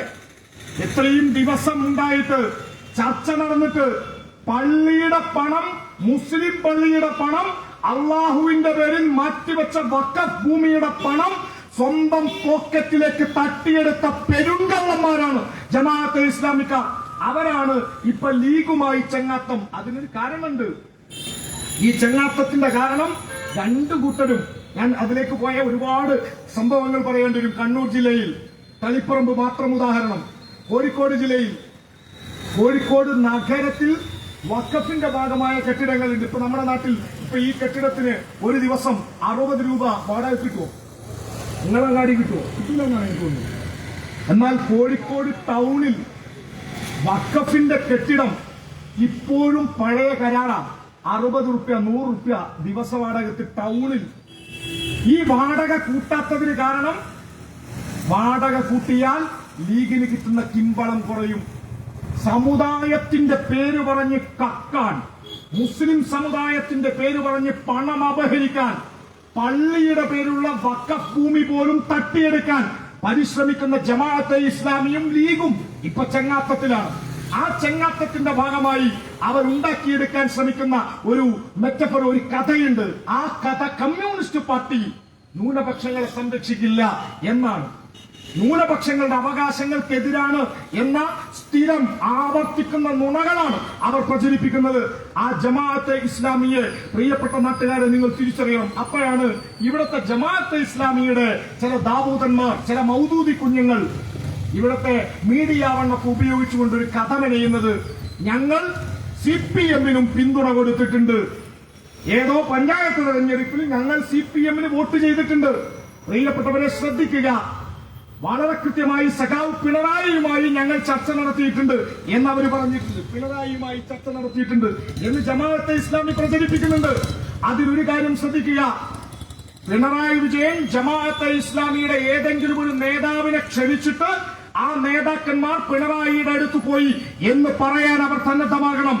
AKG സെന്ററിൽ കമ്മ്യൂണിസ്റ്റ് പാർട്ടിയുടെ ഓഫീസിനകത്തേക്ക് എത്രയോ ആളുകൾ കയറി വരുന്നുണ്ട്. ആ കയറി വന്നിട്ട് സംസാരിച്ച് ഫോട്ടോ എടുത്തിട്ട് ഞങ്ങൾ ചർച്ച നടത്തി എന്ന് പറഞ്ഞു പോയതാ. അല്ലാതെ ഒരു ഘട്ടത്തിലും കമ്മ്യൂണിസ്റ്റ് പാർട്ടി ഒരു തെരഞ്ഞെടുപ്പിലും ജമാഅത്തെ ഇസ്ലാമിയുടെ വോട്ടിന് വേണ്ടി അഭ്യർത്ഥിച്ചിട്ടില്ല. 100% നെഞ്ചുറപ്പോടെ, ഉറപ്പോടെ, അഭിമാനത്തോടെ നമുക്ക് പറയാൻ പറ്റും. തെരഞ്ഞെടുപ്പ് കഴിഞ്ഞിട്ട് ഞങ്ങളും പിന്തുണച്ചിരുന്നു എന്ന് 2019 ലോക്സഭാ തെരഞ്ഞെടുപ്പിന്റെ കഥയൊക്കെ പറഞ്ഞ് അവർ പറഞ്ഞു വരുന്നു എന്നല്ലാതെ ഒരു ഘട്ടത്തിലും ഉണ്ടായിട്ടില്ല. മാത്രമല്ല, ജബൽപൂർ കലാപത്തിന്റെ സമയത്ത് ജമാഅത്തെ ഇസ്ലാമിയും RSSും തമ്മിലുള്ള ബോധപൂർവമായ ബന്ധത്തിന്റെ ഭാഗമായിട്ടാണ് കലാപമുണ്ടാക്കിയത് എന്ന് കമ്മ്യൂണിസ്റ്റ് പാർട്ടി ആരോപിച്ചിരുന്നു എന്നും കമ്മ്യൂണിസ്റ്റ് പാർട്ടിക്കാർ ഒരിക്കലും മുസ്ലിം സമുദായത്തിന്റെ ഭാഗമാവാൻ പാടില്ല, മുസ്ലിങ്ങൾക്കൊരിക്കലും കമ്മ്യൂണിസ്റ്റ് ആവാൻ പാടില്ല എന്ന് ഫത്വ, മൗദൂദിയുടെ ഫത്വ എന്ന പുസ്തകത്തിലുണ്ട്. ഞങ്ങൾ ചർച്ച നടത്തി, ഞങ്ങൾ കൂടെ നിന്നു എന്ന് പറയുന്ന ഈ കൂട്ടരുണ്ടല്ലോ, അവരുടെ ആചാര്യൻ മൗദൂദി എഴുതിയ ഫത്വ എന്ന് പറയുന്ന പുസ്തകം ഇപ്പോഴും മലയാളത്തിലേക്ക് തർജ്ജമ ചെയ്യപ്പെട്ടിട്ടില്ല. ഉറുദു ഭാഷയിലുള്ള ആ ഫത്വ എന്ന മൗദൂദിയുടെ പുസ്തകം, മൗദൂദിയുടെ പുസ്തകത്തിൽ അദ്ദേഹത്തോട് ചോദിക്കുന്നുണ്ട്, ഒരാൾക്ക് മുസ്ലിമും കമ്മ്യൂണിസ്റ്റുമാകാൻ പറ്റുമോ എന്ന്. പറ്റൂല എന്നാണ് മൗദൂദിയുടെ ഉത്തരം. ഇതേ ചോദ്യം നിങ്ങൾക്ക് മറ്റൊരാളിൽ കാണാം. അത് വിചാരധാരയിലാണ്. വിചാരധാരയുടെ 21-ാം അധ്യായത്തിൽ കമ്മ്യൂണിസ്റ്റുകളെ പറ്റി എന്ന ഒരു ഭാഗമുണ്ട്. അവിടെ ഗോൾവാൾക്കറോട് ചോദിക്കുന്നുണ്ട്. ഗോൾവാൾക്കർ, വിചാരധാര എഴുതിയ RSSന്റെ ആചാര്യനായ ഗോൾവാൾക്കർ അവിടെ എഴുതി വെക്കുന്നുണ്ട്, ഒരാൾക്ക് ഹിന്ദുവാകാം അല്ലെങ്കിൽ കമ്മ്യൂണിസ്റ്റ് ആകാം, ഇത് രണ്ടും കൂടി പറ്റില്ല. എന്നാൽ കമ്മ്യൂണിസ്റ്റ് പാർട്ടി ഈ നാടിനോട് പറഞ്ഞത്, നിങ്ങളിൽ ഏത് മതവിശ്വാസികളും ഉണ്ടാകാം, ഏതു മനുഷ്യനും അവന്റെ വിശ്വാസങ്ങൾ നിലനിർത്തിക്കൊണ്ട് തന്നെ ഇടതുപക്ഷ രാഷ്ട്രീയ ആദർശത്തിന്റെ ഭാഗമായി പ്രവർത്തിക്കാം. കമ്മ്യൂണിസ്റ്റ് പാർട്ടിയിൽ പ്രവർത്തിച്ചതിന്റെ പേരിൽ നെഞ്ചത്ത് കൈവച്ച് കമ്മ്യൂണിസ്റ്റ് പാർട്ടിയുടെ ഓരോ പ്രവർത്തകരും നേതാക്കന്മാരും പറയും, കമ്മ്യൂണിസ്റ്റ് പാർട്ടിയിൽ CPIM-ൽ പ്രവർത്തിച്ചതിന്റെ പേരിൽ നാളെ ആർക്കെങ്കിലും മരണാനന്തരം സ്വർഗം തരാം എന്ന് പറയാൻ ഞങ്ങളുടെ പാർട്ടിയുടെ പോളിറ്റ് ബ്യൂറോയുടെ കത്തും കൊണ്ട് സ്വർഗത്തിൽ അവിടെ കാവൽ നിൽക്കുന്ന മലക്കിന്റെ അടുത്ത് പോയാൽ സ്വർഗത്തിലെ ടിക്കറ്റ് കിട്ടൂല. അത് ഞങ്ങളുടെ പണിയല്ല. മരണാനന്തര മോചനമോ മരണാനന്തരം ലഭിക്കേണ്ട സ്വർഗമോ നരകമോ കമ്മ്യൂണിസ്റ്റ് പാർട്ടിയുടെ പ്രതിപാദ്യ വിഷയമല്ല. അത് ഓരോ മനുഷ്യനും ചെയ്യേണ്ടതാണ്. ഒരു മതവും ഈ നാട്ടിൽ പറഞ്ഞിട്ടില്ല നിങ്ങൾ പിടിച്ച കൊടിയുടെ നിറം നോക്കിയിട്ട് നിങ്ങൾക്ക് സ്വർഗം തരാമെന്ന്. ഇവിടുത്തെ ലീഗ് പറഞ്ഞിട്ടുണ്ട് ലീഗിന്റെ കൂടെ നിന്നാ സ്വർഗം കിട്ടുമെന്ന്. എന്നാൽ മുസ്ലിം ലീഗ് അവരുടെ അനുഭവത്തിലൂടെ അവർ ഈ നാട്ടിൽ ചെയ്തു കൂട്ടിയ കാര്യത്തിലൂടെ ജനങ്ങളുടെ മുന്നിൽ വെളിവാക്കിയ ഇഷ്ടം പോലെ സംഭവങ്ങളുണ്ട്. സമയക്കുറവ് കാരണം ഞാൻ വിശദീകരിക്കുന്നില്ല. CPIM എന്ന പാർട്ടി ഈ ഭൂമിയിൽ ജീവിച്ചിരിപ്പുള്ള മനുഷ്യന്റെ പട്ടിണി, തൊഴിലില്ലായ്മ, ദാരിദ്ര്യം, പ്രയാസങ്ങൾ അത് പരിഹരിക്കാൻ വേണ്ടി പ്രവർത്തിക്കുന്ന പാർട്ടിയാണ്. സ്വാഭാവികമായും അതാണ് നമ്മുടെ വിഷയം, അല്ലാതെ മരണാനന്തര മോചനമല്ല. എന്നാൽ വിട്ടുവീഴ്ചയില്ലാതെ സഖാക്കൾ അഭിമാനത്തോടെ, ഞാൻ നേരത്തെ സൂചിപ്പിച്ചു, നമ്മൾ മതനിരപേക്ഷതയ്ക്ക് വേണ്ടി പോരാടിയവരാണ്. സഖാവ് UK കുഞ്ഞിരാമന്റെ പ്രസ്ഥാനമാണ്. ഇന്ത്യയിൽ ബാബരി പള്ളി പൊളിക്കുന്നതിന് മുമ്പ് RSSകാർ പൊളിച്ചടക്കാൻ ശ്രമിച്ച പള്ളിയുള്ള നാട് കേരളമാണ്. ഈ കേരളത്തിൽ തലശ്ശേരിയിൽ കമ്മ്യൂണിസ്റ്റ് പാർട്ടിക്ക് ഏറ്റവും ശക്തിയുള്ള കണ്ണൂർ ജില്ലയിൽ തലശ്ശേരി കലാപമുണ്ടാക്കി RSSകാർ. തലശ്ശേരി കലാപത്തിന്റെ ഭാഗമായി മെരുവമ്പായി പള്ളി പൊളിക്കാൻ RSSന്റെ തമ്മാടിക്കുട്ടങ്ങൾ പാഞ്ഞെടുത്തു വന്നപ്പോ അതിനെ ചെറുത്തു തോൽപ്പിച്ചതിന്റെ പേരിൽ ആക്രമിക്കപ്പെടുകയും കൊല ചെയ്യപ്പെടുകയും ചെയ്ത കമ്മ്യൂണിസ്റ്റുകാരന്റെ പേര് സഖാവ് UK കുഞ്ഞിരാമൻ എന്നാണ്. ആ കുഞ്ഞിരാമേട്ടന്റെ പേരിൽ RSSകാർ പടച്ചുണ്ടാക്കിയ നുണ വത്സൻ തില്ലങ്കേരിയുടെ പ്രസംഗം നിങ്ങൾക്ക് യൂട്യൂബിൽ കിട്ടും. വത്സൻ തില്ലങ്കേരി എന്താണോ പ്രസംഗിക്കുന്നത് അതേ പ്രസംഗം, അതേ വാദം ജമാഅത്തെ ഇസ്ലാമിയുടെയും SDPIയുടെയും നേതാക്കന്മാർ പ്രസംഗിക്കുന്നത് നിങ്ങൾക്ക് കാണാൻ കഴിയും. ജസ്റ്റിസ് വിധേയത്തിൽ കമ്മീഷൻ അഥവാ തലശ്ശേരി കലാപത്തെക്കുറിച്ച് അന്വേഷിച്ച കമ്മീഷൻ പറയുന്നത് തലശ്ശേരി കലാപം പടർന്നു പിടിക്കാതെ ചെറുത്തു തോൽപ്പിക്കാൻ ഏറ്റവും ജാഗ്രതയോടെ പ്രവർത്തിച്ചത് കമ്മ്യൂണിസ്റ്റ് പാർട്ടിയാണ് എന്നാണ്.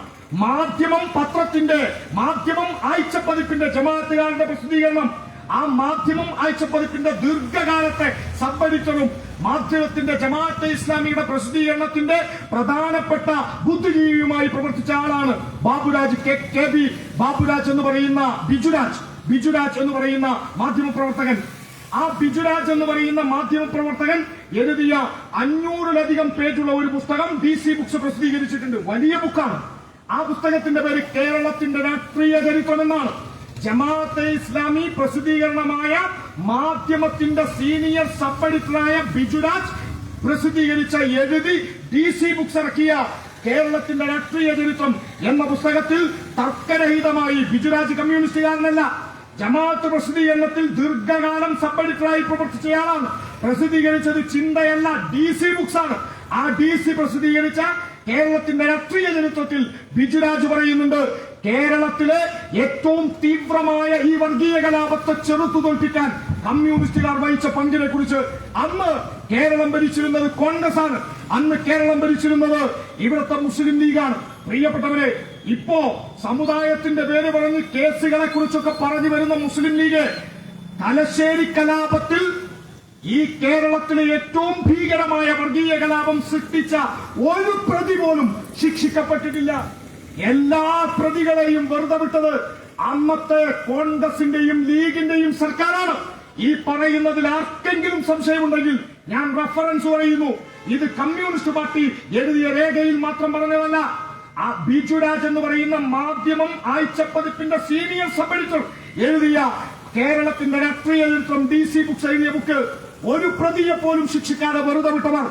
പ്രവീൺ ഫഗാഡിയ എന്ന ഇന്ത്യയിലെ ഏറ്റവും ഭീകരനായ വർഗീയ പ്രാസംഗികനാണ് കേരളത്തിന്റെ മണ്ണിൽ വന്ന് ഭീകരവാദം പ്രസംഗിച്ചപ്പോ അയാളെ വെറുതെ വിട്ടത് ഈ കേരളത്തിലെ ലീഗിന്റെ നേതാക്കന്മാരാണ്, കോൺഗ്രസിന്റെ നേതാക്കന്മാരാണ്. അവരാണ് വന്നിട്ട് പറയുന്നത് കമ്മ്യൂണിസ്റ്റ് പാർട്ടിയുടെ സെക്യുലറിസത്തിന് പവർ പോരാ. എന്നാൽ എന്താണ് ജമാഅത്തെ ഇസ്ലാമി? എന്തുകൊണ്ട് നമ്മൾ ജമാഅത്തെ ഇസ്ലാമിയെ എതിർക്കുന്നു, അവരുടെ രാഷ്ട്രീയത്തെ എതിർക്കുന്നു? നോക്കൂ നിങ്ങൾ, ജമാഅത്തെ ഇസ്ലാമിയുടെ ആചാര്യന്റെ പേര് മൗലാന അബുൽ അഅ്ല മൗദൂദി എന്നാണ്.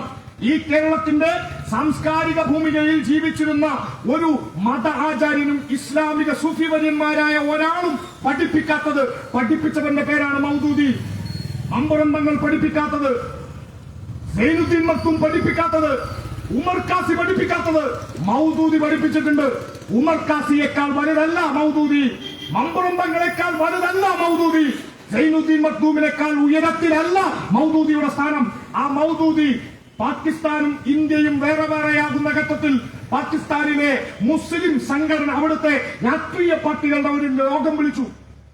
ഇന്ത്യ പാക് വിഭജനത്തിന്റെ തൊട്ടു മുമ്പ് പാകിസ്ഥാനിലെ ലാഹോറിൽ, ഇന്നത്തെ പാകിസ്ഥാനിലെ ലാഹോറിൽ ഒരു യോഗം വിളിച്ചു. ആ യോഗത്തിൽ പാകിസ്ഥാനിലെ പ്രധാനപ്പെട്ട രാഷ്ട്രീയ പാർട്ടികളുടെ പ്രതിനിധികളെ വിളിച്ചു. അവിടെ വെച്ച് മൗദൂദി നടത്തിയ ഒരു പ്രസംഗം പിന്നീട് പുസ്തക രൂപത്തിൽ പ്രസിദ്ധീകരിച്ചിട്ടുണ്ട്. ആ പുസ്തകം പ്രസിദ്ധീകരിച്ചത് ഞങ്ങളല്ല, CPM-ന്റെ ചിന്തയല്ല, ഞങ്ങളുടെ യുവതാര എന്ന പ്രസിദ്ധീകരണമല്ല, ഞങ്ങളുടെ യുവജന സംഘടനകളോ ഏതെങ്കിലും ഒരു സംഘടനയുടെ പ്രസിദ്ധീകരണത്തിലല്ല. ജമാഅത്തെ ഇസ്ലാമിയുടെ കേരളത്തിലെ ഔപചാരിക പ്രസിദ്ധീകരണശാല, അതിന്റെ പേര് IPB എന്നാണ്. Islamic publishing house Kozhikode, IPH publication. അത് കോഴിക്കോട് കേന്ദ്രമായിട്ടാണ്, അവരുടെ ഹിറ സെന്റർ കേന്ദ്രമായി പ്രവർത്തിക്കുന്ന. ആ പുസ്തകത്തിന്റെ തലക്കെട്ടിങ്ങനെയാണ്, അതിന്റെ പേരിങ്ങനെയാണ്: ദേശീയത്വം, ജനാധിപത്യം, മതേതരത്വം, ഒരു താത്വിക വിശകലനം. ഞാൻ ആവർത്തിക്കുന്നു, പുസ്തകത്തിന്റെ പേര് മറക്കരുത്. ദേശീയത്വം, ജനാധിപത്യം, മതേതരത്വം, ഒരു താത്വിക വിശകലനം. ആ വിശകലനം എന്ന ഈ പുസ്തകം ഒരു പ്രസംഗമാണ്. ആ പ്രസംഗം ഇന്ത്യ പാക് വിഭജനത്തിന്റെ തൊട്ടു മുമ്പ് നടത്തിയ പ്രസംഗമാണ്. ആ പ്രസംഗം പുസ്തക രൂപത്തിലുണ്ട്. ഇപ്പോഴും ജമാഅത്ത് പ്രസിദ്ധീകരണശാലകളിൽ ആ പുസ്തകം കിട്ടും. എന്റെ കയ്യിൽ ആ ബുക്കുണ്ട്. ഇവിടുത്തെ ഏതെങ്കിലും ഒരു ജമാഅത്തുകാരൻ വന്നിട്ട് പറയുന്നു നിങ്ങളുടെ സഖാവ് പറഞ്ഞത് നുണയാണ് എന്ന് പറഞ്ഞാൽ, നിങ്ങളുടെ LC സെക്രട്ടറിയുടെ കയ്യിൽ, ഷൈനി ടീച്ചറുടെ കയ്യിൽ, നമ്മുടെ ആദർശിനെ പോലെയുള്ള DYFI സഖാക്കളുടെ കയ്യിൽ ഒക്കെ എന്റെ നമ്പറുണ്ട്. നിങ്ങൾക്ക് ആരോട് ചോദിച്ചാലും ആ പുസ്തകത്തിന്റെ ഫോട്ടോ ഞാൻ നിങ്ങൾക്ക് വാട്സാപ്പ് ചെയ്തു. പുസ്തകത്തിന്റെ പേജ് നമ്പർ 14, 24, ആകെ 140 പേജേ ആ പുസ്തകമുള്ളൂ. പുസ്തകം പ്രസിദ്ധീകരിച്ചത് IPH ആണ്. അത് ഉറുദു ബുക്കാണ്, മലയാളത്തിലാണ് അതിന്റെ തർജ്ജമ. മലയാളത്തിൽ ട്രാൻസ്ലേറ്റ് ചെയ്ത ആളുടെ പേര് എനിക്ക് ഓർമ്മ കിട്ടുന്നില്ല, ഞാനത് പറയുന്നില്ല. പുസ്തകം IPH പ്രസിദ്ധീകരിച്ച പുസ്തകം, പേജ് 24, 3-ാമത്തെ പാരഗ്രാഫ് ഒന്ന് കേൾക്കണം. സൈനുദ്ദീൻ മഖ്ദൂം പഠിപ്പിച്ച ചരിത്രമുണ്ട്. മമ്പുറം തങ്ങൾ കാണിച്ചു തന്ന പാതയുണ്ട്. മമ്പുറം തങ്ങൾ, ഞാൻ വരുന്ന മലപ്പുറം ജില്ലയിലെ തിരുവങ്ങാടിക്കടുത്ത മമ്പുറം തങ്ങളുടെ മമ്പുറം മഖാം. ആ മമ്പുറം തങ്ങൾ ജീവിച്ചിരുന്ന കാലത്ത് തൊട്ടടുത്ത തിരുവങ്ങാടിയിലെ തന്നെ മൂന്നിയൂർ എന്ന് പറയുന്ന ഒരു സ്ഥലമുണ്ട്. നിങ്ങൾ കേട്ടിട്ടുണ്ടാവും, കളിയാട്ടക്കാവ്. കേരളത്തിലെ ഈ ഉത്സവങ്ങളുടെ അവസാനത്തെ ഒന്നാണ് കളിയാട്ടക്കാവില്.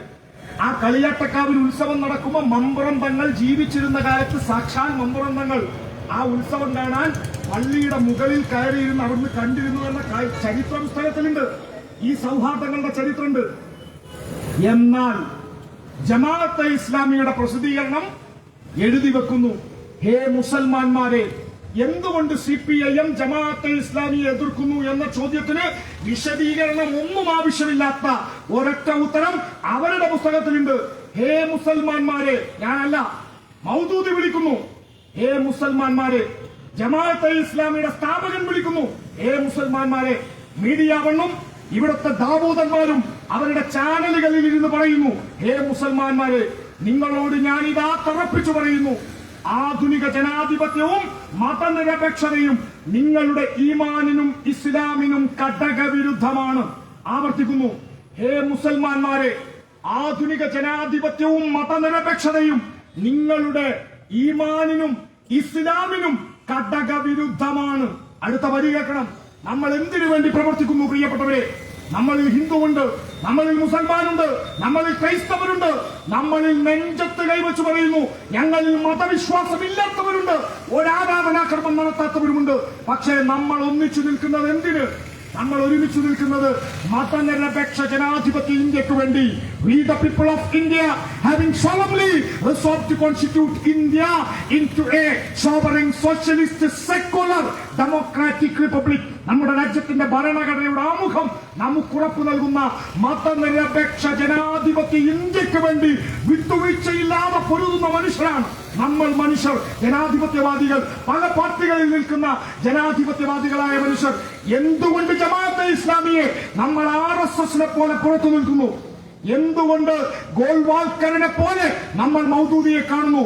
നോക്കൂ നിങ്ങൾ, അവരുടെ പുസ്തകം ആവർത്തിച്ചു പറയുന്നു, ജനാധിപത്യത്തിനും മതനിരപേക്ഷതയ്ക്കും വേണ്ടി നിങ്ങൾ പ്രവർത്തിച്ചാൽ, ജനാധിപത്യത്തിനും മതനിരപേക്ഷതയ്ക്കും വേണ്ടി നിങ്ങൾ പ്രവർത്തിച്ചാൽ നിങ്ങളുടെ പരിശുദ്ധ ഖുർആനിനെ പുറങ്കാലുകൊണ്ട് തട്ടിത്തെറിപ്പിക്കലാണ്. ഞാൻ ആവർത്തിച്ചു പറയുന്നു, പ്രിയപ്പെട്ട സഖാക്കളെ, ഈ പുസ്തകത്തെക്കുറിച്ച് കേൾക്കാത്തവർ ചിലപ്പോൾ വിചാരിക്കും സഖാവ് ഒരു പ്രസംഗത്തിന്റെ ആവേശത്തിന് പറയാണെന്ന്. ഈ പാർട്ടിയുടെ കൊടിയെ, സഖാവ് നായനാരുടെ ഓർമ്മകളെ നെഞ്ചത്ത് ചേർത്ത് പിടിച്ചു പറയുന്നു, ഇതിൽ ഒരു വരി ഞാൻ കൂട്ടിച്ചേർത്തിട്ടില്ല, ഒരു വരി. ഹേ മുസൽമാന്മാരെ, നിങ്ങളോട് ഞാനിതാ തറപ്പിച്ചു പറയുന്നു, ആധുനിക ജനാധിപത്യവും മതനിരപേക്ഷതയും നിങ്ങളുടെ ഈമാനിനും ഇസ്ലാമിനും ഘടകവിരുദ്ധമാണ്. ജനാധിപത്യത്തിനും മതനിരപേക്ഷതയ്ക്കും വേണ്ടി പ്രവർത്തിച്ചാൽ പരിശുദ്ധ ഖുർആനിനെ പുറങ്കാലുകൊണ്ട് തട്ടിയെറിയലാണ് എന്ന് എഴുതി വച്ചവന്റെ പേരാണ് ജമാഅത്തെ ഇസ്ലാമി. ആ ജമാഅത്തെ ഇസ്ലാമി ഈ കേരളത്തിൽ ഇവിടുത്തെ മുസ്ലിം ഉമ്മത്തിന്റെ മുഴുവൻ, മുസ്ലിം സമുദായത്തിന്റെ മുഴുവൻ നേതൃത്വമായി മാറാനുള്ള ബോധപൂർവമായ ശ്രമം, അതിനുവേണ്ടി അവർ ലീഗിന്റെ കൂടെ കൂടുന്നു. മുസ്ലിം ലീഗ് അവർക്ക് അധികാരമാണ് വലുത്. അധികാരത്തിനു വേണ്ടി ലീഗ്, കോൺഗ്രസും എന്തിനും തയ്യാറാണ്. എന്തിനും അധികാരം കിട്ടുക എന്നതിനപ്പുറം ഒന്നും ഒരു അജണ്ടയും ഇല്ലാത്ത ഒരു രാഷ്ട്രീയ സംവിധാനമായി ലീഗും കോൺഗ്രസും മാറുന്നു. അതുകൊണ്ടാണ് അവർ ജമാഅത്തെ ഇസ്ലാമിയെ ചേർത്തു പിടിക്കുന്നത്. നോക്കൂ നിങ്ങൾ, ജമാഅത്തെ ഇസ്ലാമിയുടെ രാഷ്ട്രീയം ഈ കേരളത്തിന്റെ സാമുദായിക സൗഹാർദ്ദങ്ങൾക്കും ഇവിടുത്തെ മതനിരപേക്ഷമായ ഒരുമക്കും തടസ്സം നിൽക്കുന്നതാണ്. അവരുണ്ടാക്കുന്നത്, നമ്മൾ വിചാരിക്കും ഇവിടെ ഈ നാട്ടിൽ ജമാഅത്തെ ഇസ്ലാമിന്റെ ആൾക്കാരുണ്ടാവും. ഇസ്ലാമിക ഭീകരവാദത്തിന്റെ മസിൽ പവർ SDPI ആണെങ്കിൽ ഇസ്ലാമിക ഭീകരവാദത്തിന്റെ തലച്ചോറിന്റെ പേരാണ് ജമാഅത്തെ ഇസ്ലാമി. ആരാണ് ഗാന്ധിയെ കൊന്നത് എന്ന ചോദ്യത്തിന്റെ ഉത്തരം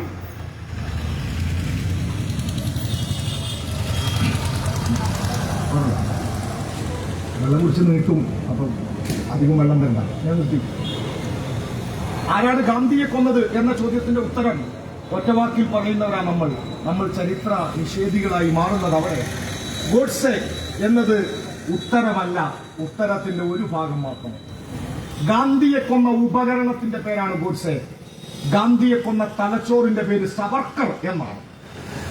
ഇസ്ലാമിക ഭീകരവാദം എന്ന് നമ്മൾ ചൂണ്ടിക്കാണിക്കുന്ന സംഭവങ്ങളുടെ തലച്ചോറ് ലോകത്ത് 3 കാര്യങ്ങളാണ്. അതിലൊന്നിന്റെ പേര് ഇഖ്വാനുൽ മുസ്ലിമീൻ എന്നാണ്, ഈജിപ്ത് കേന്ദ്രമായ. 2ന്റെ പേര് തീവ്ര സലഫിസം എന്നാണ്, സൗദി കേന്ദ്രമായ. 3ാമത്തതിന്റെ പേര് ജമാഅത്തെ ഇസ്ലാമി എന്നാണ്, ഇന്ത്യയിൽ തുടങ്ങി പാകിസ്ഥാനിലേക്ക് വ്യാപിച്ചത്. ഗോൾവാൾക്കർ ജീവിച്ചിരുന്ന അതേ കാലഘട്ടത്തിൽ ജീവിച്ചിരുന്ന ആളാണ് മൗദൂദി. ഈ മൗദൂദിയോ മൗദൂദിസ്റ്റുകളോ ഇന്ത്യയുടെ സ്വാതന്ത്ര്യ സമരത്തിൽ പങ്കെടുത്തതിന്റെ അടയാളം നിങ്ങൾക്ക് എവിടെയും കണ്ടെത്താൻ കഴിയില്ല. മൗദൂദിയോ മൗദൂദിസ്റ്റുകളോ ഇന്ത്യയുടെ സ്വാതന്ത്ര്യ സമരത്തിനു വേണ്ടി പ്രവർത്തിക്കാത്തതുപോലെ ഗോൾവാൾക്കറും ഗോൾവാൾക്കറുടെ കൂടെ നിന്നവരും സവർക്കറിസ്റ്റുകളും ഇന്ത്യൻ സ്വാതന്ത്ര്യ സമരത്തിനു വേണ്ടി പ്രവർത്തിച്ചവരല്ല. ഇന്ത്യ ഇന്ന് നേരിടുന്ന ഏറ്റവും വലിയ ഭീഷണി ഈ നാടിന്റെ ഉജ്ജ്വലമായ ജനാധിപത്യ മതനിരപേക്ഷ മൂല്യം അട്ടിമറിക്കപ്പെടുകയാണ്. ഇന്ത്യ നേരിടുന്ന ഏറ്റവും വലിയ പ്രതിസന്ധികളിൽ ഒന്ന് ഈ രാജ്യത്തിന്റെ ഫെഡറലിസം അട്ടിമറിക്കപ്പെടുകയാണ്. ഞാൻ അതുകൂടി പറഞ്ഞ് അവസാനിപ്പിക്കും. ഞാനിവിടെ പ്രസംഗിക്കുകയാണ്. ഞാൻ നിങ്ങളെക്കാൾ കുറച്ച് ഉയരത്തിൽ ഇവിടെ നിൽക്കുന്നത് കൊണ്ടാണ് നിങ്ങൾക്ക് എന്നെ കാണാൻ കഴിയുന്നത്. എനിക്കിവിടെ ഈ ഉയരത്തിൽ നിൽക്കണമെങ്കിൽ ചവിട്ടി നിൽക്കാൻ താഴെ ഒരു പടി വേണം, ഒരു മരം വേണം, ഒരു സംവിധാനം വേണം. ഈ ചവിട്ടി നിൽക്കാനുള്ള സംവിധാനം ഇവിടെ ഇല്ലെങ്കിൽ ഞാൻ താഴ്ന്നു പോകും, ഞാൻ വീണു പോകും. ഇന്ത്യയുടെ മതനിരപേക്ഷത ചവിട്ടി നിൽക്കാൻ, ഇന്ത്യൻ സെക്കുലറിസത്തിന് ഇങ്ങനെ നിവർന്നു നിൽക്കണമെങ്കിൽ സെക്കുലറിസത്തിന് ചവിട്ടി നിൽക്കാൻ ഒരു സ്റ്റേജ് വേണം. അതിന്റെ പേരാണ് ഫെഡറലിസം. പ്രിയപ്പെട്ട സഖാക്കളെ, എന്തുകൊണ്ട് 3ാമതും ഇടതുപക്ഷ സർക്കാർ കേരളത്തിൽ വേണം എന്ന ചോദ്യത്തിന്റെ ഉത്തരം എന്താണ്? എന്തുകൊണ്ട് കമ്മ്യൂണിസ്റ്റ് പാർട്ടിയുടെ നേതൃത്വത്തിൽ ഇടതുപക്ഷ സർക്കാർ കേരളത്തിൽ ഭരണ തുടർച്ച നേടണം എന്ന ചോദ്യത്തിന്റെ ഉത്തരമെന്ത്? നമ്മളിൽ പലരും പറയുന്ന ആദ്യത്തെ ഉത്തരം വികസന തുടർച്ച എന്നാണ്. എന്നാൽ അത് രണ്ടാമത്തെ ഉത്തരമാണ്. പ്രിയ സഖാവേ, പ്രിയപ്പെട്ട നാട്ടുകാരെ, രണ്ടാമത്തെ മാത്രം ഉത്തരം. നമ്മൾ ഉണ്ടാക്കിയ നല്ല റോട്ടിലേക്ക് നമുക്ക് പോകണമെങ്കിൽ നമുക്ക് സമാധാനം വേണം. നമ്മൾ ഉണ്ടാക്കിയ നല്ല സ്കൂൾ കെട്ടിടങ്ങളിലേക്ക് നമ്മുടെ കുട്ടികൾക്ക് ഒരുമിച്ച് പോകണമെങ്കിൽ മതനിരപേക്ഷതയുടെ ഒരുമയുണ്ടാവണം. നമ്മുടെ ആശുപത്രികൾ, നമ്മൾ ഉണ്ടാക്കിയ സംവിധാനങ്ങൾ, അടിസ്ഥാന സൗകര്യ വികസനത്തോടൊപ്പം നമ്മുടെ കേരളത്തിന്റെ ഏറ്റവും വലിയ പ്രത്യേകത 1888 കേരള പിറവിക്കും എത്രയോ മുമ്പ് നാരായണ ഗുരുദേവൻ എന്ന മഹാമനീഷി മലയാളിയുടെ ഹൃദയത്തിൽ കുറിച്ചു വെച്ച വാക്കുണ്ട്. നമ്മുടെയൊക്കെ ഹൃദയതാളത്തിന്റെ കൂടെ ഒരു മുദ്രാവാക്യം എഴുതി വെക്കാൻ കഴിയുമെങ്കിൽ ആ മുദ്രാവാക്യം ഇതാണ്: ജാതിഭേദം മതദ്വേഷം ഏതുമില്ലാതെ സർവരും സോദരത്വേന വാഴുന്ന മാതൃകാസ്ഥാനമാണിത് ഈ കേരളം. ജാതിഭേദം മതദ്വേഷം ഏതുമില്ലാതെ സർവരും സോദരത്വേന വാഴുന്ന മാതൃകാസ്ഥാനം. ആ മാതൃകാസ്ഥാനത്തെ സംരക്ഷിക്കണമെങ്കിൽ, ഇന്ത്യൻ സെക്കുലറിസം സംരക്ഷിക്കപ്പെടണമെങ്കിൽ, ഇന്ത്യയുടെ ജനാധിപത്യം നിലനിൽക്കണമെങ്കിൽ 5 വർഷത്തിലൊരിക്കൽ തെരഞ്ഞെടുപ്പ് നടന്നാൽ മാത്രം പോരാ. അത് ജനാധിപത്യത്തിന്റെ ഒരു രീതി മാത്രമാണ്. ജനാധിപത്യം എന്ന വാക്ക് നിലനിൽക്കുകയും ജനാധിപത്യത്തിലൂടെ സാധ്യമാവേണ്ട ജീവിത പരിസരം ഇല്ലാതാക്കപ്പെടുകയും ചെയ്യുന്ന ഒരു നാടായി ഇന്ത്യ മാറുകയാണ്. ഉത്തരാഖണ്ഡ് എന്ന ഒറ്റ സംസ്ഥാനത്ത് ന്യൂ ഇന്ത്യൻ എക്സ്പ്രസിന്റെ മലയാള പ്രസിദ്ധീകരണമാണ് സമകാലിക മലയാളം. അതിന്റെ പ്രധാനപ്പെട്ട പ്രവർത്തകരിൽ ഒരാളാണ് അരവിന്ദ് ഗോപിനാഥ്. അദ്ദേഹത്തെ വ്യക്തിപരമായിട്ടൊന്നും എനിക്ക് അറിഞ്ഞൂടാ. അരവിന്ദ് ഗോപിനാഥ് എഴുതിയ ഒരു ലേഖനം കുറച്ചു മുമ്പ് മലയാളം വാരികയിൽ, നിങ്ങളുടെ ലൈബ്രറികളിൽ നിങ്ങളത് വായിച്ചു കാണും. മലയാളം വാരികയിൽ അരവിന്ദ് ഗോപിനാഥ് എഴുതിയ ലേഖനത്തിൽ പറയുകയാണ്, ഉത്തരാഖണ്ഡ് എന്ന് പറയുന്ന ഒരൊറ്റ സംസ്ഥാനത്ത് കഴിഞ്ഞ 10 വർഷത്തിനിടയിൽ 400-ലധികം മുസ്ലിം പള്ളികൾ ബുൾഡോസർ കൊണ്ട് ഇടിച്ചു പൊളിച്ചു മാറ്റിക്കഴിഞ്ഞു. നമ്മുടെ തൊട്ടടുത്ത സംസ്ഥാനം മംഗലാപുരം, ഞങ്ങളുടെ മലപ്പുറം ജില്ലയിൽ വേങ്ങര സ്വദേശിയായ മാനസിക ആരോഗ്യത്തിന് ചില പരിമിതികളുള്ള ഒരു ചെറുപ്പക്കാരൻ അഷ്റഫ് ക്രിക്കറ്റ് കളിക്കുന്ന ഗ്രൗണ്ടിന് സമീപത്തോടു കൂടി പോവുകയാണ്. ചെറിയൊരു ആരോഗ്യ പ്രശ്നം അദ്ദേഹത്തിന്റെ മാനസിക ആരോഗ്യത്തിനുണ്ട്. ആ ചെറുപ്പക്കാരൻ ഒരു കുപ്പിയിൽ നിന്ന് വെള്ളമെടുത്ത് കുടിച്ചു. ആ വെള്ളം കുടിച്ച ചെറുപ്പക്കാരനെ തല്ലിക്കൊന്നു. ഇന്ത്യൻ സൈന്യത്തിനു വേണ്ടി ഓപ്പറേഷൻ സിന്ദൂറിൽ ഏറ്റവും ശക്തമായി ഇടപെട്ട ഒരു സൈനിക നേതൃത്വത്തിന്റെ ഭാഗമായി നിന്ന ഒരാൾ, അവരുടെ പേര് മുസ്ലിം പേരായി എന്നതുകൊണ്ട് ഭീകരവാദികളുടെ സഹോദരി എന്ന് വിശേഷിപ്പിച്ചത് ഇന്ത്യയിലെ സംഘപരിവാറാണ്. ഇവിടുത്തെ ന്യൂനപക്ഷം, പ്രത്യേകിച്ച് മുസ്ലിം ന്യൂനപക്ഷം, ഈ രാജ്യത്ത് ജീവിച്ചിരിക്കണമെങ്കിൽ അവരുടെ രാജ്യസ്നേഹം നിരന്തരം തെളിയിക്കാൻ ബാധ്യതപ്പെട്ടവരായി മാറുന്ന ഒരു പ്രത്യേക സാഹചര്യം ഉണ്ടാവും. ഇന്ത്യ പാക് യുദ്ധത്തിന്റെ പശ്ചാത്തലത്തിൽ ഇന്ത്യയിലെ മുസ്ലിം ന്യൂനപക്ഷങ്ങളെ ആകെ വേട്ടയാടാൻ ശ്രമിക്കുന്ന സംഘപരിവാർ ശ്രമം ചെറുത്തു തോൽപ്പിക്കേണ്ടതാണ് എന്ന് ഇപ്പോൾ ആവർത്തിച്ച് നമ്മൾ പറയുകയാണ്. പാർട്ടിയുടെ പോളിറ്റ് ബ്യൂറോ അംഗം സഖാവ് യു വാസുകി ഇന്നലെയും അത് ആവർത്തിച്ചു പറഞ്ഞു. CPIMന്റെ നിലപാടാണ്. നോക്കൂ നിങ്ങൾ, ഇന്ത്യയിലെ മുസ്ലിം ന്യൂനപക്ഷങ്ങളെയും ദളിത് പിന്നോക്ക വിഭാഗങ്ങളെയും ആകെ വേട്ടയാടിക്കൊണ്ട്, രാജ്യത്തിന്റെ ചരിത്രമാകെ അട്ടിമറിച്ചുകൊണ്ട്, ശാസ്ത്രം കെട്ടുകഥയായി ഊതിവീർപ്പിച്ച നുണക്കഥകളാക്കിക്കൊണ്ട് ഈ രാജ്യത്ത് സംഘപരിവാരം അവരുടെ സാംസ്കാരിക അജണ്ട പൂർത്തീകരിക്കുകയാണ്. BJPയെ നമ്മൾ എങ്ങനെ താഴെ ഇറക്കും? BJP ഒരു രാഷ്ട്രീയ പാർട്ടി മാത്രമാണ്. BJPയെ നയിക്കുന്നത് RSS ആണ്. 1925 രൂപീകരിക്കപ്പെട്ട RSSന് 2025 100 വയസ്സ് തികയും. 100 വയസ്സ് പൂർത്തിയാകുന്ന RSSന്റെ മുന്നിലെ ഏറ്റവും വലിയ അജണ്ട അവരുടെ സാംസ്കാരിക അജണ്ട പൂർത്തീകരിക്കലാണ്. ആ സാംസ്കാരിക അജണ്ടക്ക് അവരിട്ട പേര് സാംസ്കാരിക ദേശീയത എന്നാണ്.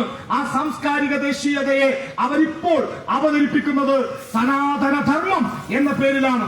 നോക്കൂ നിങ്ങൾ, അതിന്റെ ഭാഗമായി അവർക്ക് നമ്മുടെ നാട്ടിലെ ന്യൂനപക്ഷങ്ങളെ, ദളിതരെ, കമ്മ്യൂണിസ്റ്റുകാരെ, പിന്നോക്ക സമുദായത്തെ ആകെ വെട്ടയാടുകയും വേട്ടയാടുകയും അപരവൽക്കരിക്കുകയും ശത്രുപക്ഷത്ത് നിർത്തുകയും വേണം.